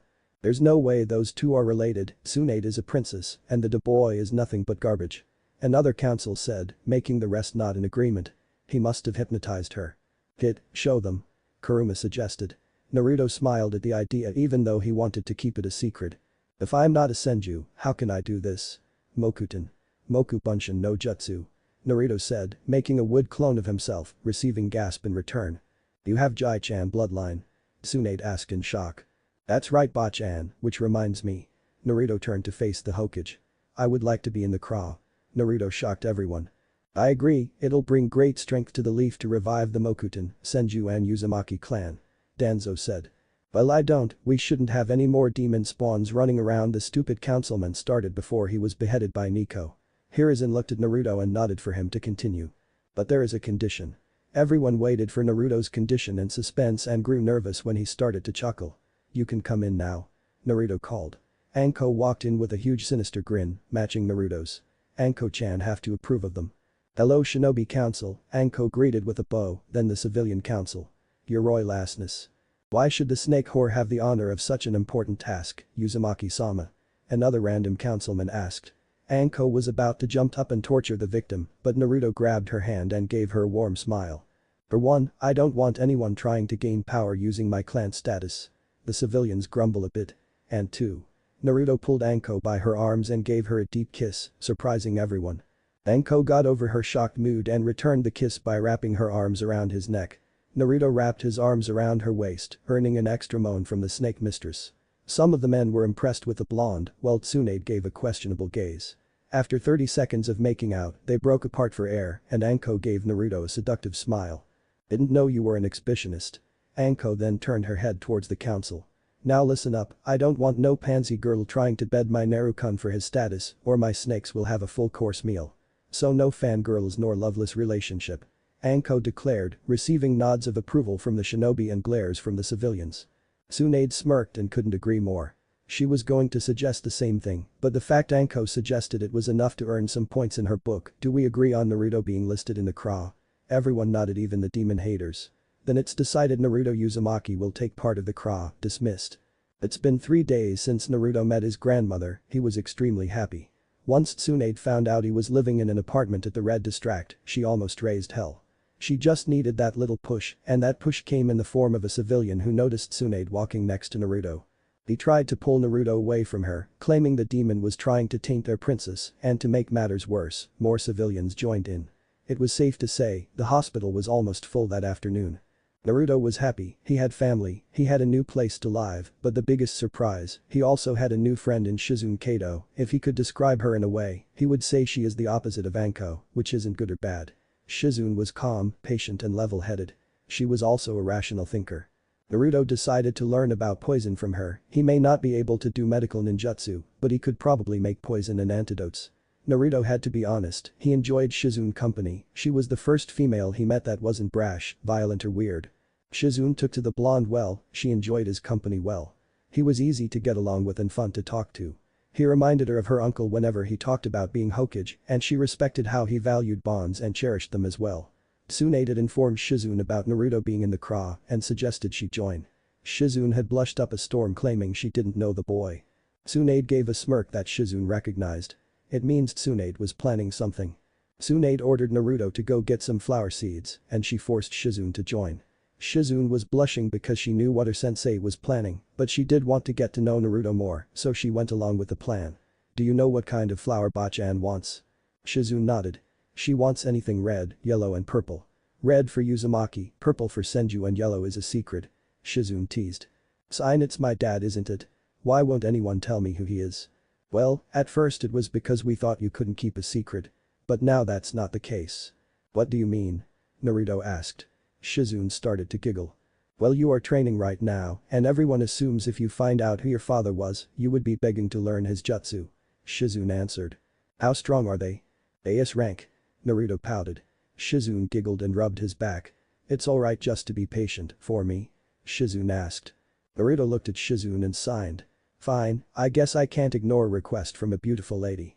Naruto said with a smirk when he saw Shizune blush. Nice one kid, you are finally stepping out of your cage. Kuruma complimented. Shizune calmed down and gave Naruto a sad look. You don't have to lie, I'm aware of my boyish look.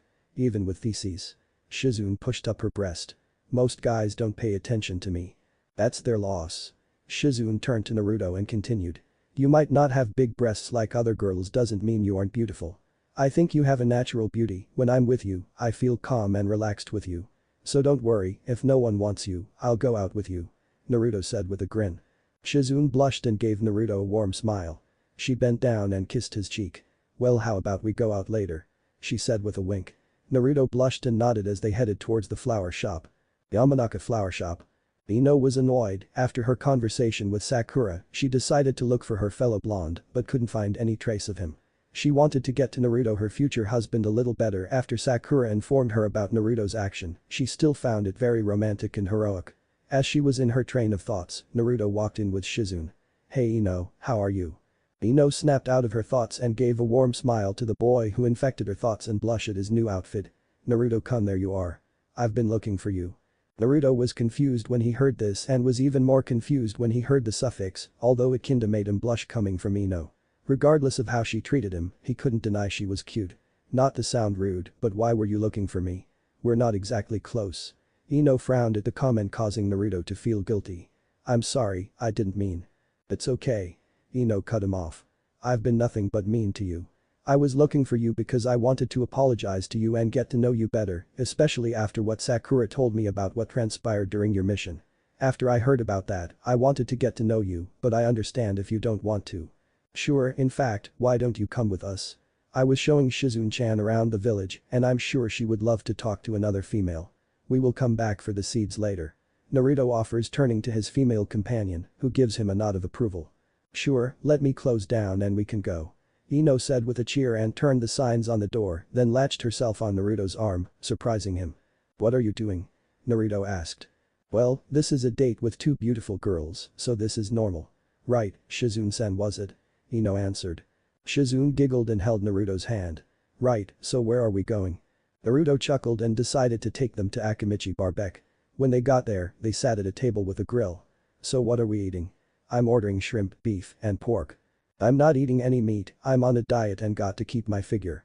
Ino answered, causing Shizune to give her a look of misbelief. What do you mean diet, aren't you a kunoichi? Shizune asked. Well yeah, but I gotta watch my figure. Like you. Shizune pinched her temples. Ino-san, I never dieted in my life. It's unhealthy and it can lead to a kunoichi death. Shizune said, surprising Ino. But if you never diet, how do you have that beautiful body? Ino asked. Told you, you were beautiful. Naruto commented. Shizune blushed and coughed in her hand to regain herself.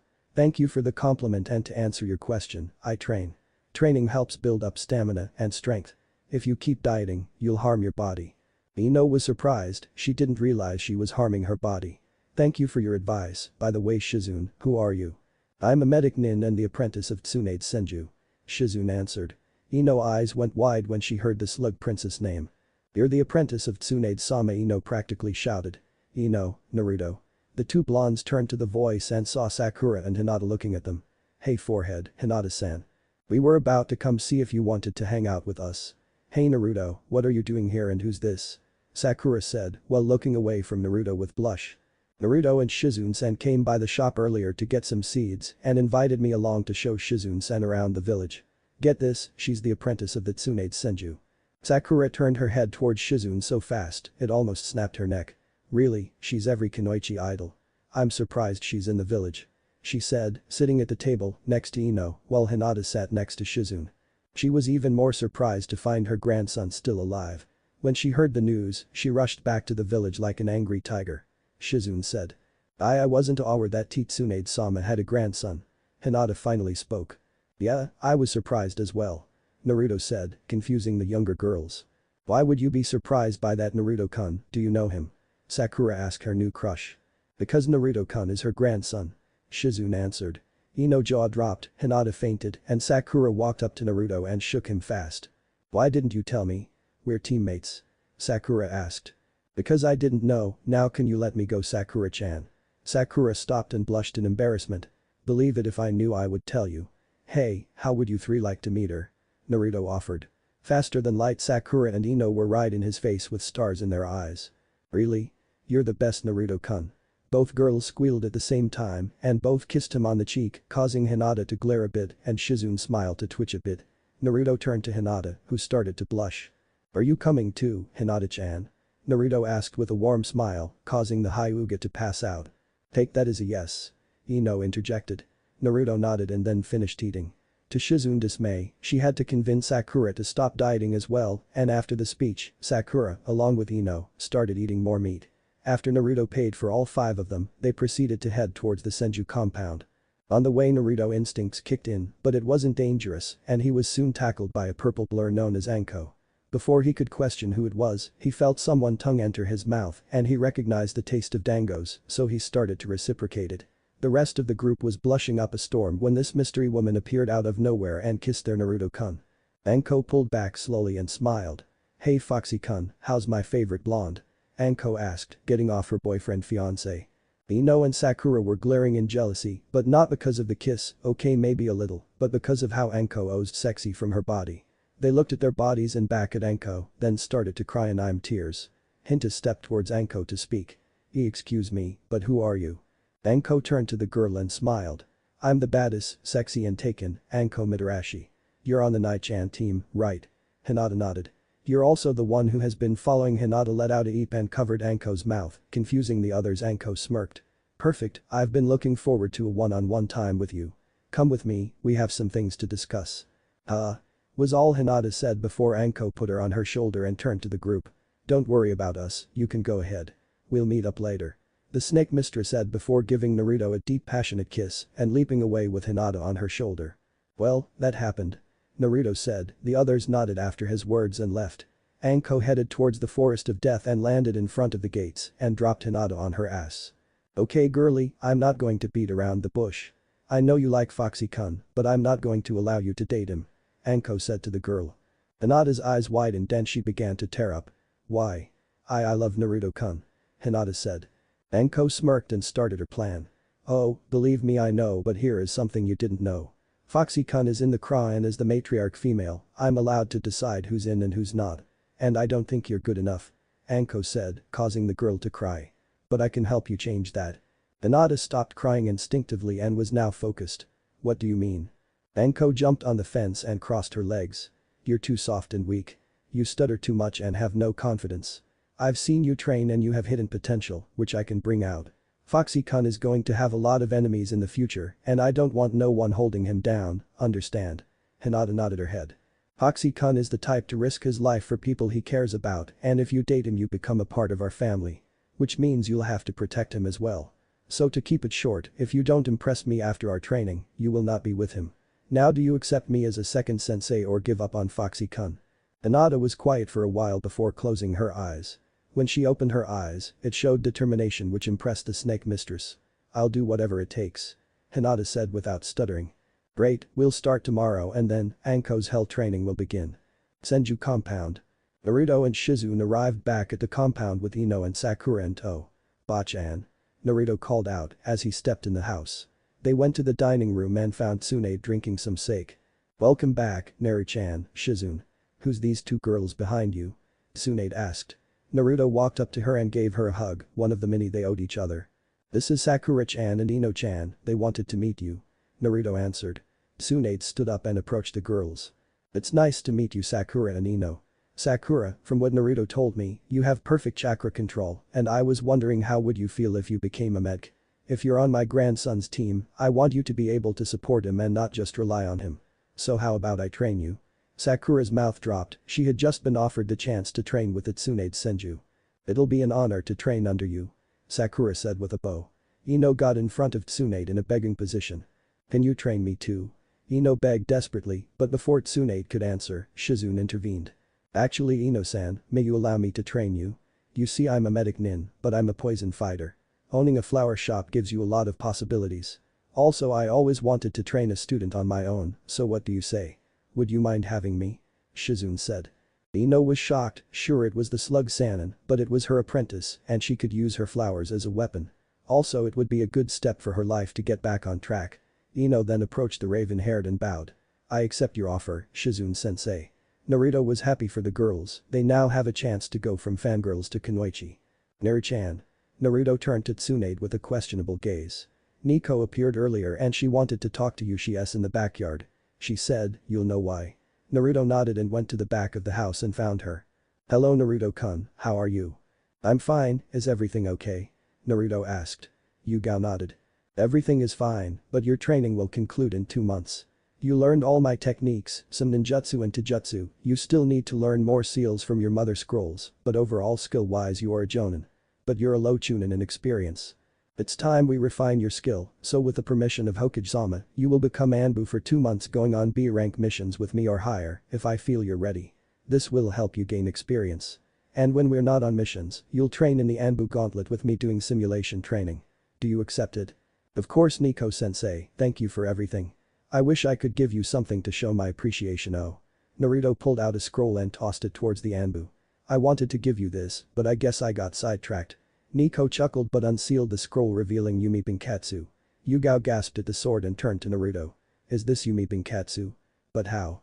Well on my last mission, I was able to beat a missing nin who was wielding this blade. Since I have my Kachan blade, I thought you should have this one. Naruto said. Yugao was surprised, she had a legendary blade of water, and Naruto was the reason she had this powerful weapon in her hand. Yugao approached Naruto and removed her mask, confusing the blonde, then he suddenly blushed when she kissed him on the cheek. Thank you Naruto-kun, I guess now we could help each other. You know in some countries giving a swordsman a sword as valuable as this is considered a proposal. Yugao said, causing the blonde to blush. As she looked back at the blade, she thought of her previous conversation with Hayate, her ex-boyfriend. Flashback. What? Yugao asked, facing her boyfriend with disbelief on her face. She was facing her boyfriend in her apartment. I'm breaking up with you, but it's not you, it's me. You see, I'm slowly dying. I didn't want to tell you until Tsunade-sama confirmed it. She said I have an incurable heart disease and it could happen any day now. Hayate explained, sitting on their couch. But why break up with me? Shouldn't we spend your last days together? Yugao pleaded. Hayate shook his head. Because you need to unattach yourself to me, it'll be harder for you to let go. I don't want you to dwell on my death. I want you to find someone to love you as much as I do. Maybe that Naruto guy. Naruto? Yugao repeated, confusingly. Hayate smiled and nodded. You haven't noticed. You always talked about how much fun it is to train him, that he has high potential and so much fun to be around. And don't let me add how he was treating Anko like a princess and would make the perfect husband for anyone. Yugao blushed in embarrassment causing Hayate to chuckle. He got on his feet and approached the blushing Anbu. Listen, I love you and always will, but after today we shouldn't see each other anymore. It's the best for you. I'll be dead soon, but you'll live and be happy for the both of us. Just promise me something. Anything? Yugao responded. Hayate adopted a teasing smirk. Name your first kid after me. Hayate said, causing Yugao to blush. Flashback end. Nico-sensei. Yugao looked up and smiled at the blonde. She had to admit, she was becoming a little attracted to the blonde and he always gave off this warm aura. She informed Anko of Hayate's wishes and Anko fully supported the thought after comforting her sister figure. I'm fine Naruto-kun, how about we get going? Go say goodbye to your friends and family before we leave because you won't see each other for 2 months. Yugao said. Naruto nodded and went inside his home to say his goodbye, although he told them he was going on a training mission and not an Anbu. Tsunade hugged the boys, covering him with kisses. Shizune decided to take a step further and gave him a peck on the lips.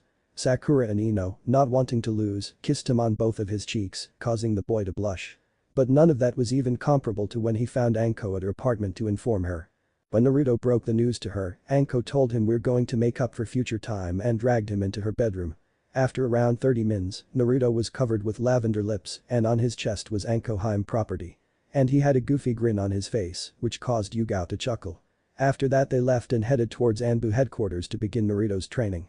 "Kid, I'll teach you some more elemental jutsu and some of the fox-style techniques. Plus it's about time to get rid of your hatred so you harness more of my chakra. We will talk more when your true training begins," Kuruma said, receiving a nod from Naruto. The Chiha compound the next day. Kakashi just arrived at the compound and appeared at his raven hair student window and saw Sasuke just waking up. "Yo." Kakashi greeted. "Kakashi-sensei, what do you want?" Sasuke asked in a cold tone. "Well, I got some news for you. It turns out Naruto and Sakura are going to be busy the next 2 months. The Hokage didn't let me know what they will be doing, but it's just going to be us." Sasuke smirked at this. No one will get in his way of training. With him and Kakashi alone, he will become stronger. "So what now?" Sasuke asked. "Well, we're still going to complete some D-rank missions and after that, I'll work on strengthening your Sharingan. I'll teach you some Jinjutsu as well as help you perfect your Taijutsu. And if your progress is good, I'll teach you some fire ninjutsu," Kakashi said. Sasuke smirked and nodded. "Let's get started." 2 months later. The meeting of Jounin Sensei has called to see which team will be nominated for the Chunin exams. "If you think your team is ready, please present yourself. We'll start with the rookies of the Jounin team," Hiruzen stated. Kakashi stepped forward. "I, Kakashi Haddock, nominate Team 7, consist of Uchiha Sasuke, Haruno Sakura and Uzumaki Naruto for the Chunin exams," Kakashi said, stepping back. Kurenai stepped forward. "I, Kurenai Yuhi, nominate Team 8, consist of Aburam Shino, Hyuga Hinata and Inyazuka Kiba for the Chunin exams," Kurenai said, stepping back. Asuma stepped forward. "I, Asuma Sarutobi, nominate Team 10, consist of Akamichi Chouji, Nara Shikamaru and Yamanaka Ino for the Chunin exams," Asuma Sarutobi said, stepping back. Iruka was about to get up and protest, but the Hokage stopped him and turned to the Jounin. "You may leave and hand the applications to your students," Hiruzen ordered, and as the Jounin left, Iruka finally spoke. "Excuse me, Hokage-sama, but why did you allow the rookies to take part of the exam, especially Naruto? He was the dead last and I don't think he's ready for something of this caliber." Hiruzen chuckled. "You don't have to worry about Naruto-kun, after all." Hiruzen went close to Iruka's ear.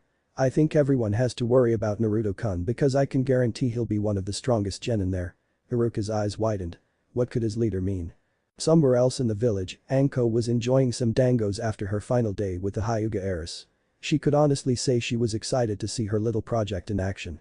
She felt guilty she had to keep the secret from Kurenai, but to Anko it was more of a surprise. She was snapped out of her thoughts when she felt a pair of arms wrapped around her torso.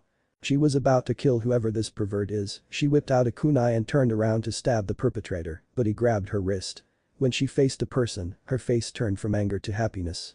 "Hey Anko him." Naruto was cut off with Anko jumping him and smashing her lips against his blowing mind. He closed his eyes and returned the kiss, bringing Anko closer, causing her to moan. After a minute passed, Anko separated from Naruto and looked around to see everyone staring at them, blushing. "What the fuck are you fuckers staring at?" Anko yelled, causing everyone to scatter. Naruto chuckled and hugged the snake mistress. "I missed you, Anko-chan." Anko gave Naruto a warm smile. "Same here, Naru-kun." Anko stepped back and got a good look at Naruto.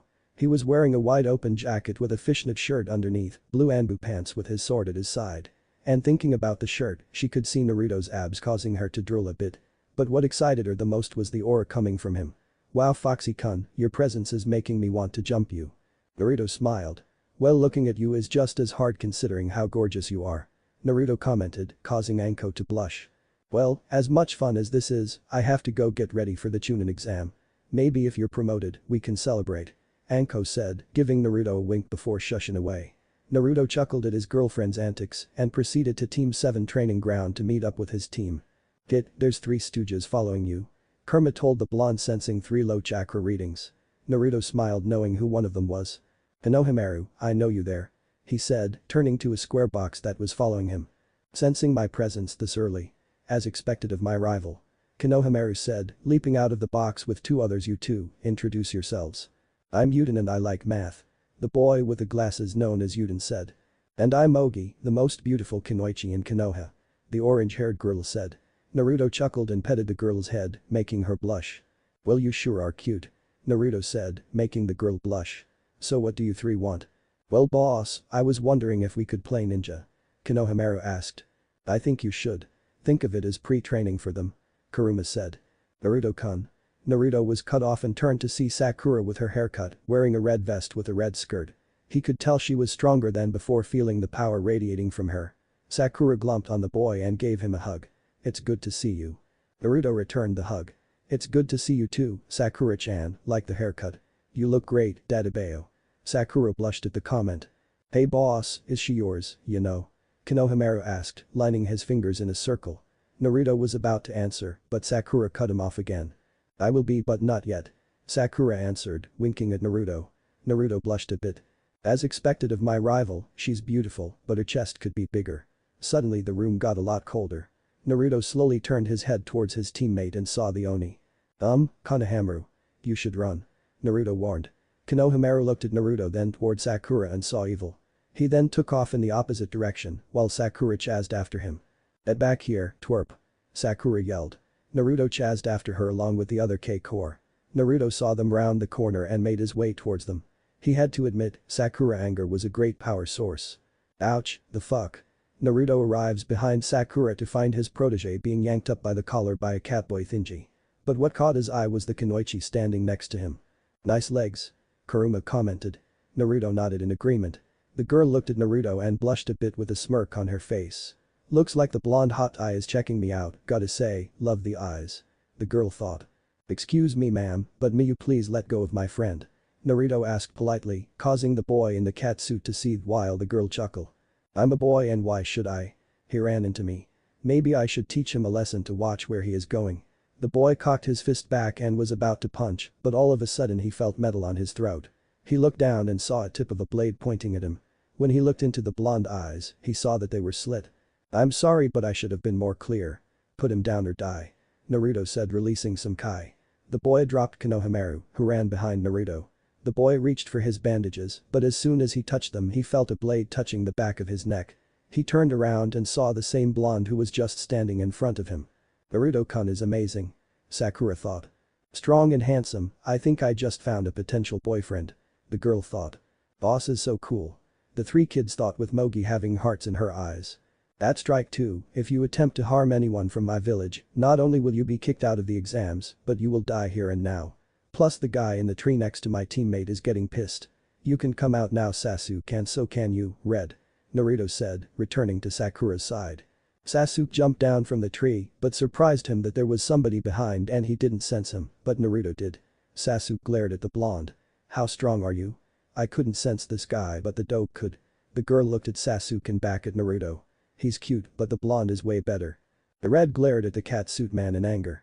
Kankuro, you're a disgrace to our village. But Gaara. Shut up or I'll kill you. Gaara said, jumping down landing next to his team. He turned to Naruto and bowed. I'm sorry for the trouble my teammate has caused. Gaara turned to walk away with his team. Wait, who are you? Sasuke asked, glaring at the redhead. Who, me? The girl asked. No, the guy with the gourd. Sasuke responded. Naruto walked behind Sasuke and smacked him on the head, then turned to his fellow blonde. I'm sorry, he plays for the other team. He doesn't appreciate beauty as such as yourself. Naruto said, making the girl blush. My name is Sabaku no Gaara, I'm interested in learning your name. The redhead said. Sasuke smirked. Of course you heard of the dot I wasn't speaking to you. Gaara cut the Uchiha off and turned to the male blonde. Naruto quirked an eyebrow and gave Gaara a challenging smirk. Naruto Uzumaki, future Hokage. Naruto then turned to the blonde girl and gave the girl a warm smile. I know the team didn't care, but would you mind telling me your name? The girl returned the smile and gave the blonde a wink. Sabaku no Tamari. Tamari said. Naruto approached the girl and grabbed her hand, then kissed her knuckles making the girl blush. Haha, smooth moves kid. By the way, this boy has my crazy brother Shikaku sealed inside him. Looking at the boy, you can tell he never slept in a day of his life. Maybe you should help him. Use my chakra and challenge him. Kuruma said. Naruto nodded. Hey Gaara, was it? I got a message for Shikaku from number 9. Naruto said, causing the sand nin's eyes to widen. Shikaku, stop torturing the boy and let him sleep or else you'll be dealing with me and trust me, unless you want to become a tailless beast, stop tormenting him. Naruto said, making the voice in Gaara's head panic a bit. Gaara looked at the blonde with a confusing gaze. Mother says I can sleep tonight. Tamari and Kankuro's eyes widened. Tamari turned to her fellow blonde and wrapped in a hug, then kissed him on the cheek.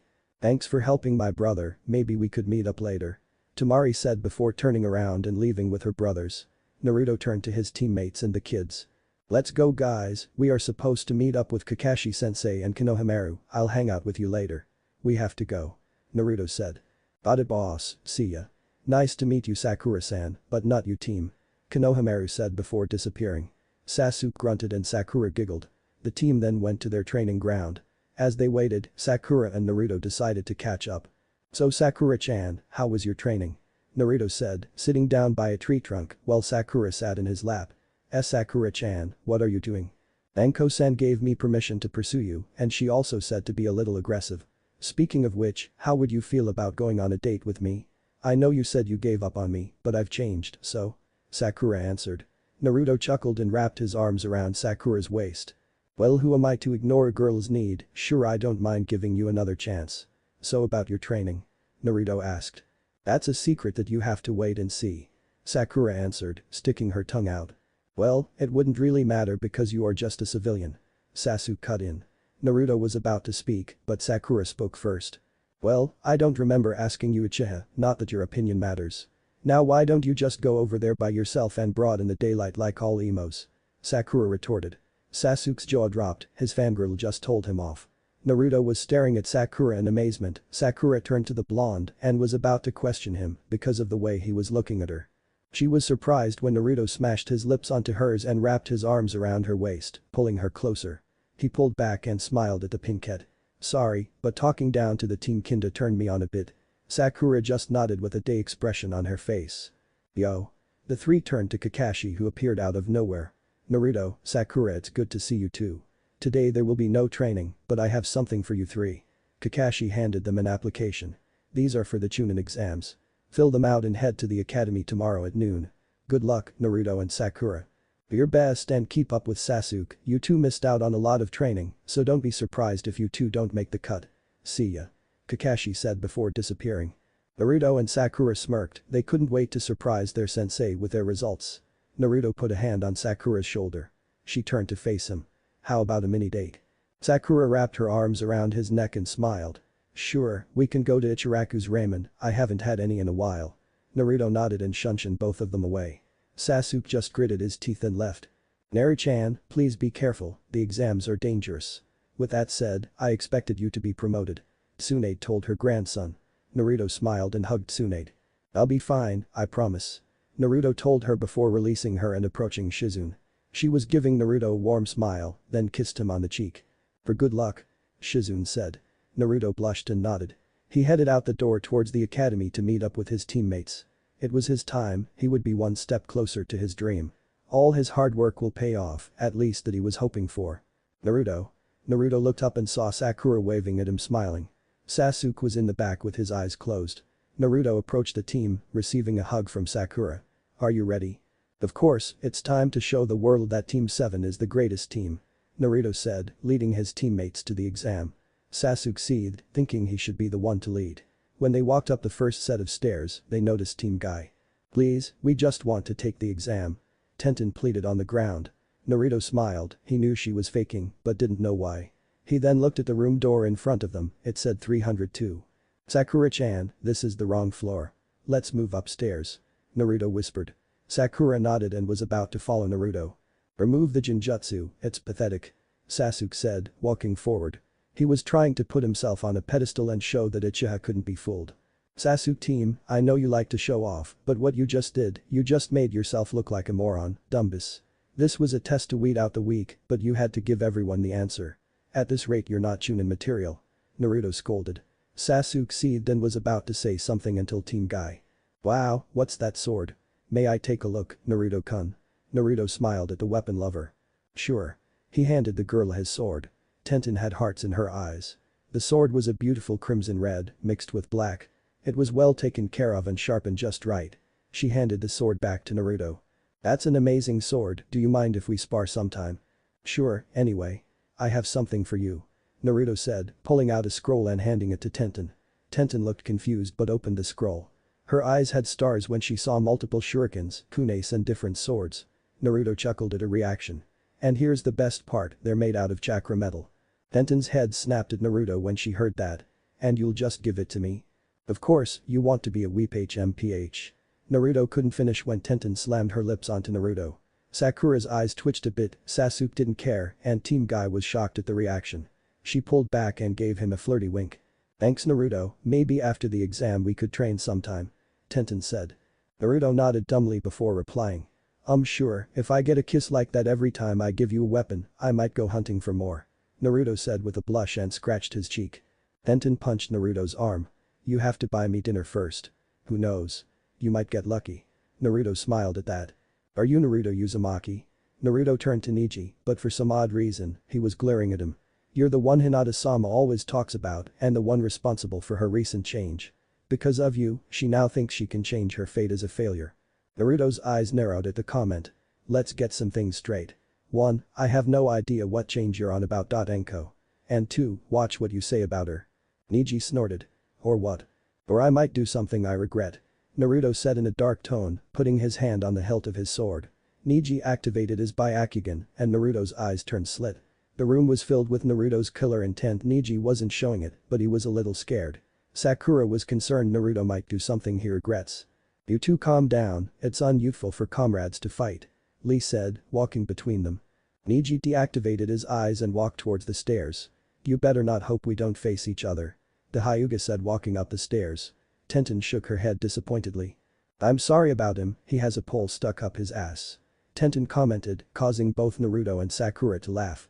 Lee approached the Pinket blushing. Excuse me, Sakura-chan.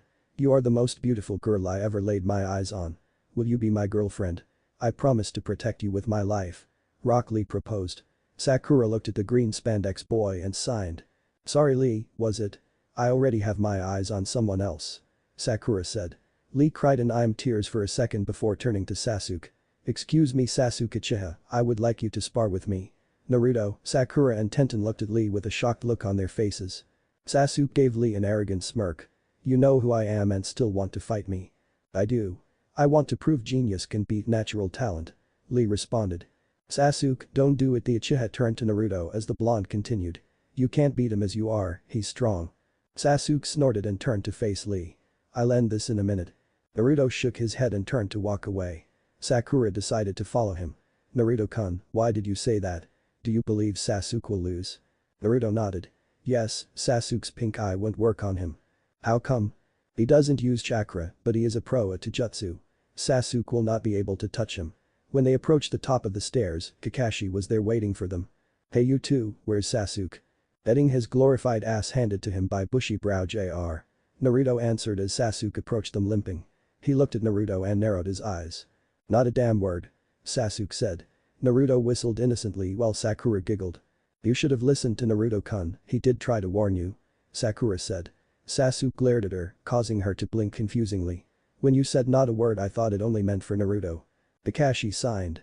Well I'm glad all three of you are here, especially you two Sakura and Naruto. Be safe and even if you don't make Chunin, there's always next year but try your best. Naruto and Sakura looked at each other and smirked. Kakashi had no idea about their training and thought it was funny. When they walked through the doors they were met with glares from multiple glares. Naruto ignored it and walked towards the corner of the room with his team and pursued Naruto. Test out your Kitsune. It can couple jutsu like the Sharingan and repel Genjutsu towards the caster. I also modified it so you can see chakra levels and hum true attention through their chakra. If it's black, they're a threat, if it's yellow, they're friendly and blue they're neutral. Naruto nodded and activated his new Taijutsu, his eyes turned gold and had slits. He looked around the room, analyzing the competition. Across the room and raven-haired, pink-eyed Kunoichi was looking at Naruto. It can't be. He looks like the Yondaime description. Damn, this couldn't be worse timing. Trying to make an alliance with these tree huggers to find out the yellow devil has a son. I might be wrong, but if I'm not, Kachan will be avenged. The Kunoichi thought, holding a hilt of a special katana. On the other side of the room, there was a Kumo team of 3 girls. 1 redite and 2 blondes. One blonde had a twist in her hair and the other had short hair that goes to her shoulder, but there was something special about these 2 girls. The first one was a Jinchuriki and the second had a sword with a silver hilt. Both the blondes were eyeing Naruto suspiciously. Yujito, Samui. What are you two staring at? Carrie asked. The competition, he has one of the 5 shatter star blades like me. Samui answered. Not only that, but there's something about him that feels similar. Yugito added. Karui looked at her teammates confusingly and turned to Naruto. He doesn't seem like much. I bet I'll kick his ass in an instinct. Karui said. If you fight him, you won't win. He's strong, I can feel it. Do not underestimate him if you fight. Samui said in a stern tone. Naruto was analyzing the competition until he snapped out his thoughts. Looks like the gang's all here. Kiba said with Shino and Hinata walking behind him. The Inyazuka turned to Sasuke and smirked. We're so going to kick your ass, Sasuke. I've gotten a lot stronger since the last time. Sasuke smirked. We'll see, won't we? Kiba nodded and turned to Naruto. I'm surprised you're here, dead last, but I guess it was because Sasuke had to backpack your ass. Kiba taunted. Sakura was about to retort, but Naruto put a hand on her shoulder and shook his head. Never underestimate your opponent, Mutt. You might regret it. Naruto said. Kiba was about to retort when a purple blur jumped on Naruto's back. Hello fellow blonde, I missed you. Ino said, rubbing her cheek against Naruto's. Ig, get off Naruto-kun. Sakura yelled at the blonde, grabbing Naruto's arm and hugging it. Kiba was shocked at the display. Shikamaru and Choji walked towards the group as well. When did the loser become a chick magnet? Kiba asked, then he received a smack on the head from Hinata. It's not nice to insult our friends, Kiba-san. Hinata said, walking to the group and greeting Naruto. You rookies shouldn't be too loud. A silver-haired guy with glasses walked up to the group. You see, some of them are from Kiri and they have a short temper. Everyone here is tense. Kabuto said, pointing at a group of nin, releasing some kai on the rookies, trying to intimidate them. Naruto stepped forward and smiled. Kuruma. Right. Naruto smiled and released some kai of his own, along with Kuruma's chakra, scaring most of the competition. Yeah, that's what I thought. I don't appreciate people glaring at my friends. Sasuke was seething in jealousy at the display. Kiba was shocked. Shino smiled under his jacket, while Sakura, Ino and Hinata was awe as the former Uchiha fangirls had hearts in their eyes, while the Hyuga heiress was blushing up a storm. Kabuto narrowed his eyes at Naruto, but soon he turned it to a cheerful eye smile. Wow, pretty impressive. Anyway, I'm Kabuto and I'll help you guys out. Here, let me show you something. He said, pulling out some cards and placing them in front of them. Kabuto-san, how many times did you take these exams? Excuse me for being rude, but you seem a little older than us. Sakura asked. Oh, I took the exam 7 times. Kabuto answered. Wow, you must suck. Kiba commented. Naruto narrowed his eyes. That doesn't make any sense. He has as much chakra as Kakashi-sensei, and he smells like Anko-chan, but more potent with a hint of chemicals. Naruto thought. Or these exams are just hard. Kabuto responded by holding up a card. These are chakra-infused cards. It contains information about almost anyone in this room. If there's anyone you want to know about, it'll be a good time to ask. Sasuke stepped up. Anyone, huh? Subaku no Gaara, Rock Lee and Naruto Uzumaki. Naruto frowned and smirked. I think it speaks very poorly of you team to ask about your own teammate. But considering you're a self-righteous prick, I guess it's hard to take your head out your ass. Sasuke gritted his teeth but ignored the comment. Oh, you know their names. Let's see, Rock Lee, he has completed 20 D rank and 11 C rank missions, his teammates are Tenten and Neji. And he's skilled in Taijutsu, not much information on any other skills. Gaara, his teammates are his brother and sister 14 C ranks and 1 B rank missions. Since he's a foreigner there's no info on his skills, but it said he completed every mission without a scratch. A B rank mission, without a scratch. That's something for a genin. Shikamaru commented. Now Naruto Uzumaki, now let's see what. Kabuto said in surprise. 32 C rank, 5 B ranks, 5 A ranks. He also received no scratches on his B rank missions. But the weird thing is, it says here that his skills are mediocre. He should be just a high genin. Kabuto stated. Everyone turned to Naruto with a confused gaze. Naruto just smirked. I guess Jij forgot to update my skills, I should thank him later. Naruto thought. Sakura and Ino analyzed the blonde and smiled. I see, Naruto-kun is keeping his skills a secret. After all, there's no way a regular genin could fight a missing nin with a sword without any skills. Sakura thought. Poor had told me Naruto-kun beat a missing nin, so that means she was either over-exaggerated or Naruto-kun hiding his skills. Ino thought. Sasuke gritted his teeth and glared at the blonde. When did he do those missions? This guy is useless. The dope must be hiding his true power. In the back of the crowd with 3 sound nins, the female of the trio was looking at Naruto. Kabuto-san is a fool. The blonde is practically leaking power. And not just him. The blonde with the ponytail from Kumo and Gaara feels the same. They're the real threat. Minty from Taki has just as much power, but she doesn't feel as strong. Naruto huh? Maybe he can help me get away from him. Jonin Lounge. Wow, I didn't think you would allow your team to do B rank missions, Kakashi. Asuma said, watching the genin from the monitor alongside his fellow jonin. I didn't, I have no idea how he completed those missions. Kakashi stated. When did his blonde student complete those missions and why did the Hokage allow it? All he had Sasuke do the past few months was D ranks and some light sparring and gave him a few fire jutsus. Do you mind if I join you? Everyone turned to see Yugao walk in the lounge. Yugao-chan, why are you here and not in Anbu headquarters? Kurenai asked. Well, until the exams are over, I'm a jonin and I'm here to witness my apprentice in action. Yugao answered, standing next to Kurenai. Kakashi gave the Anbu a questionable glance. What? Who's your apprentice? Now why would I spoil it, Kakashi-senpai? I will tell you he's the real threat of the exams. I'm proud to be his teacher. Yugao answered. Kakashi shrugged and turned to the screen. Most likely won't be a match for Sasuke. Most likely it's Tenten. Academy room. What? Listen to me, we shouldn't do this. Kin tried to warn her teammate. Dosu and Zaku wanted to attack Kabuto for calling them basically nobodies. But Kin was against it since a certain blonde was near the Konoha spy. That Naruto kid is aware, he's been shifting his stance and been listening to us. Shut up, you're just paranoid. Let's go. Dosu said as he and Zaku leapt towards Kabuto. Kin turned her attention to the blonde and saw him smirk as he put his hand on the hilt of his sword. Dosu swiped at Kabuto, breaking his classes with gauntlets. Put this in your cards, the sound will make Chunin. Now how will that happen if you're going to be dead? Said Kabuto in Naruto's voice. Kabuto poofed and revealed to be Naruto and Naruto poofed out of existence, revealing to be a Bushin. Dosu then felt a blade on his shoulder, he slowly turned his head and saw the real Naruto holding a sword to his throat. First the sand, now the sound. You guys trying to start a war or something? I don't sit well when my comrades are attacked. Zaku. Dosu called out to his teammate. Zaku charged at the blonde with a kunai but was struck in the arm by Hinata Jukin strike. Ino then tripped the sound nin and Sakura put him in a headlock. Dosu turned his head to the genin group and saw Kabuto jaw dropped. How did you know? Let's just say, thanks to a furry friend of mine, I have advanced hearing. Naruto answered by bringing the blade closer. He turned to the three girls and nodded towards them. Please let them go, I need them to pass the exam. Regardless of how stupid they are. Kin said, walking up to the group. Naruto removed his sword and nodded towards the girls that held Zaku, prompting them to release him. He turned to Dosu and smirked. You should think of your cute teammate. Beauty and brains come in a package. Naruto said. Kin blushed at the comment and the three walked away glaring at the blonde. Alright you maggots, settle down. Ibuki said, bursting through the door. Jonin lounge. Kakashi, Asuma and Kurenai were awed when they watched their students in action. When did Naruto and Sakura improve this much?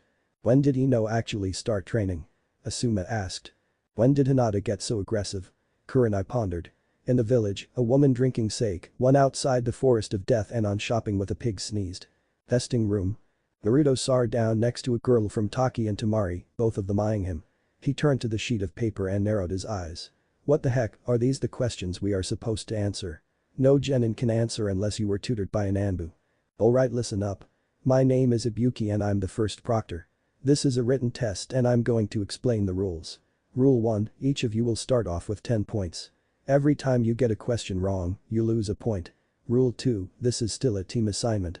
Which means passing or failing will be determined by the sum of your total 3, if you're caught doing suspicious acts like cheating or whispering, you'll lose 2 points. You have 1 hour to finish, begin. Naruto chuckled a bit. Ibuki practically told them the objective. He looked at the test and he was able to answer a few thanks to Yugao, but some of them were hard. He turned to check on his teammates and wasn't surprised to see Sakura able to answer the question. Sasuke was using his pink eye to cheat.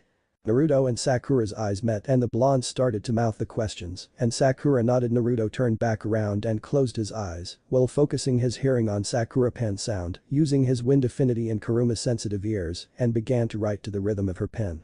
After an hour and kicking a few teams out, Ibuki decided to call it. Alright maggots, time's up. Ibuki said. He then turned to Kankuro and smirked. If you're finished playing with your dolls, we can finish. Kankuro flinched a bit and proceeded.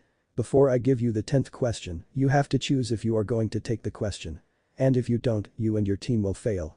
Also if you get this wrong, you'll never become a Chunin. After a few people left, Naruto noticed Choji about to raise his hand and spoke up. Whatever, I'm not scared. If I remain a genin forever, I guess the old man will have to change the rank system for genin to the strongest because I'm going to be the best. Everyone turned to Naruto and smiled. He's pretty cool. He's awesome, I hope we can become friends.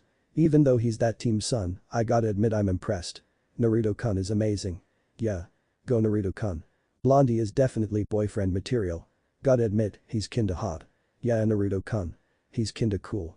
I have to ask him for help soon, but gotta admit, he's not bad. Was the thought of different Kinoichis. Ibiki smirked. The brat eliminated all their fears. I see why Anko likes him. For all those who stayed, you pass. After the words left his mouth, a purple blur jumped through the window. Anko landed on the desk in front of the genin. Heads up everyone, the sexy and happily taken Anko Midarashi is here. Anko said, holding a banner with those exact words. But Naruto, Sakura and Hinta noticed a drawing of Naruto and Anko surrounded by hearts. Anko, you're early. Ibiki chassled. Anko rubbed the back of her head and chuckled. She then turned to the genin and frowned. Damn 29 teams. You'll lose your touch. You can actually thank the blonde knucklehead. He encouraged the rest with a nice little speech and fuck it up. Ibiki responded, glaring at the Uzumaki. Anko turned to the blonde and smirked. She sat on Naruto's table and crossed her legs, revealing a little under her skirt. Hey Foxy-kun, causing trouble as always? Anko asked, bending down and placing her finger under his chin. She turned to Hinata who was next to the blonde. Hi Maoto-chan. Wani-chan. Hinata replied. Nah, I thought some of the genin here would love to visit your special playground. Naruto said with a devious smirk. Which was returned by Anko. Oh how sweet, you gave me fresh prey. Anko turned to Ibiki and smiled. Don't worry, by the end of the second stage, the number will be reduced by half. Everyone shivered at Gaara, Hinata, Sasuke, Samui and Naruto. Alright follow me. Anko said, jumping through the window. Naruto walked in front of the window and turned to Ibiki. Do I follow her or break my own window? Your own window. Anko answered before Ibiki could. Naruto chuckled before leaping through another window. Ibiki watched as the rest of the genin slowly got up and left. As he started to collect the test, he looked at Naruto's and frowned. Dear Scarface. The genin, and I use that term very loosely, here who have information only the Hokage should have. His name is Kabuto and he smells like snakes and chemicals. Plus chakra level is the same as Kakashi, yet he flunked the exam 7 times. Weird huh, anyway good luck and see ya. A spy huh, looks like I have a sneaky rat to catch. Better report this to the Hokage. Ibiki thought. Anko was standing in front of the gate of training ground 44, waiting for the genin. She squeaked when she felt a pair of arms wrapped around her. Hey Hebeheim, it seems like we got a few minutes before the others arrive. Really? I got some ideas to pass the time. Anko said, giving him a smirk. Naruto chuckled nervously, whatever she had planned defiantly involved something sexual. When the rest of the genin arrived they saw Anko sitting on a tree branch, kicking her legs with a familiar-looking jacket on her shoulders happily. Sakura approaches the proctor while looking around. Anko-san. Where is Naruto-kun? Oh, well we were waiting for you guys, I decided to get rid of some pent-up energy. Foxy-kun is in the tent. Naruto you can come out. I also have your jacket.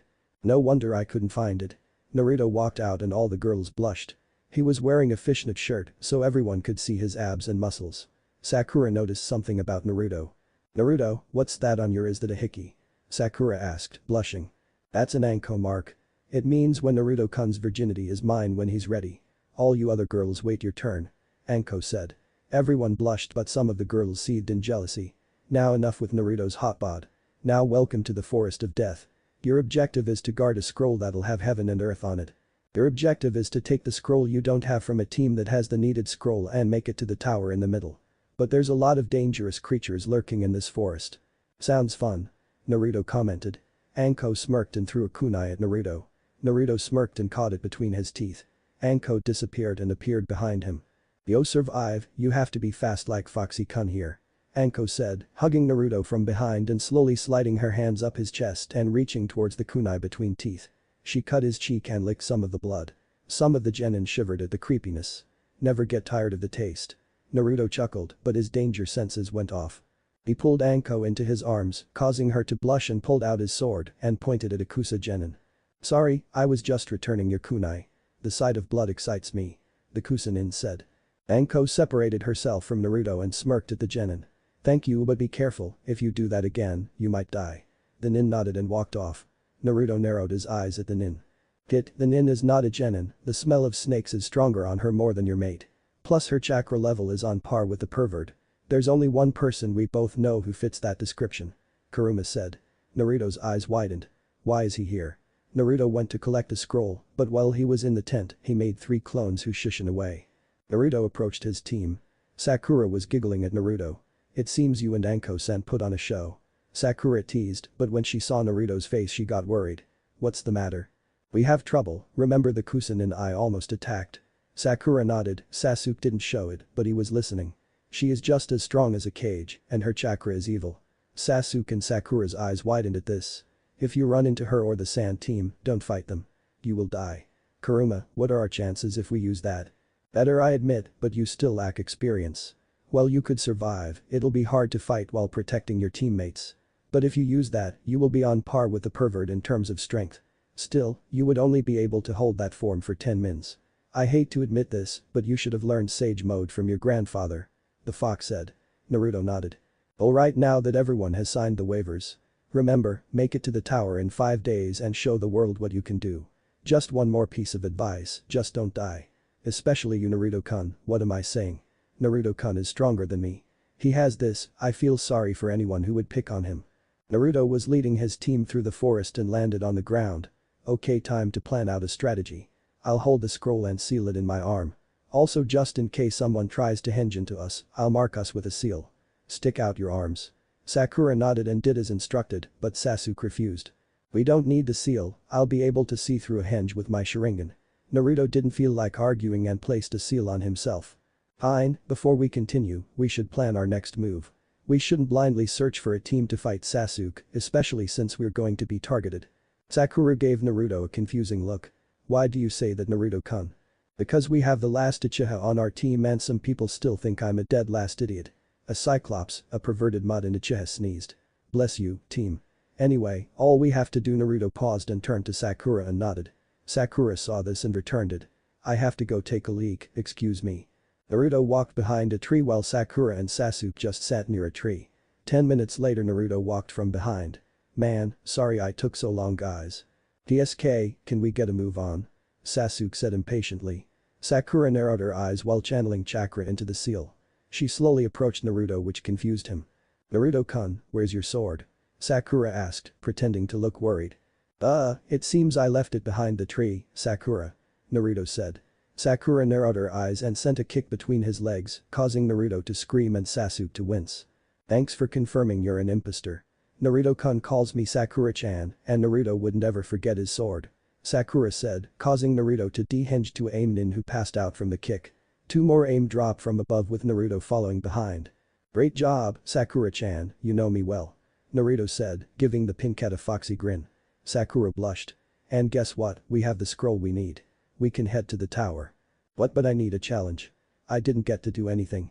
Sasuke complained. He wanted to test his training, but he was outdone by his 2 loser teammates. Too bad, team. But this exam is not just meant for fighting.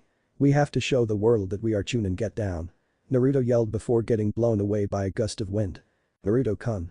Sakura called, seeing the blonde be blown deeper into the forest. Gokuku, I've finally found you. Now shall we play a little? Said a Kusanin who appeared on a tree branch. Sakura eyed the Kusanin. This is the nin Naruto-kun said to avoid.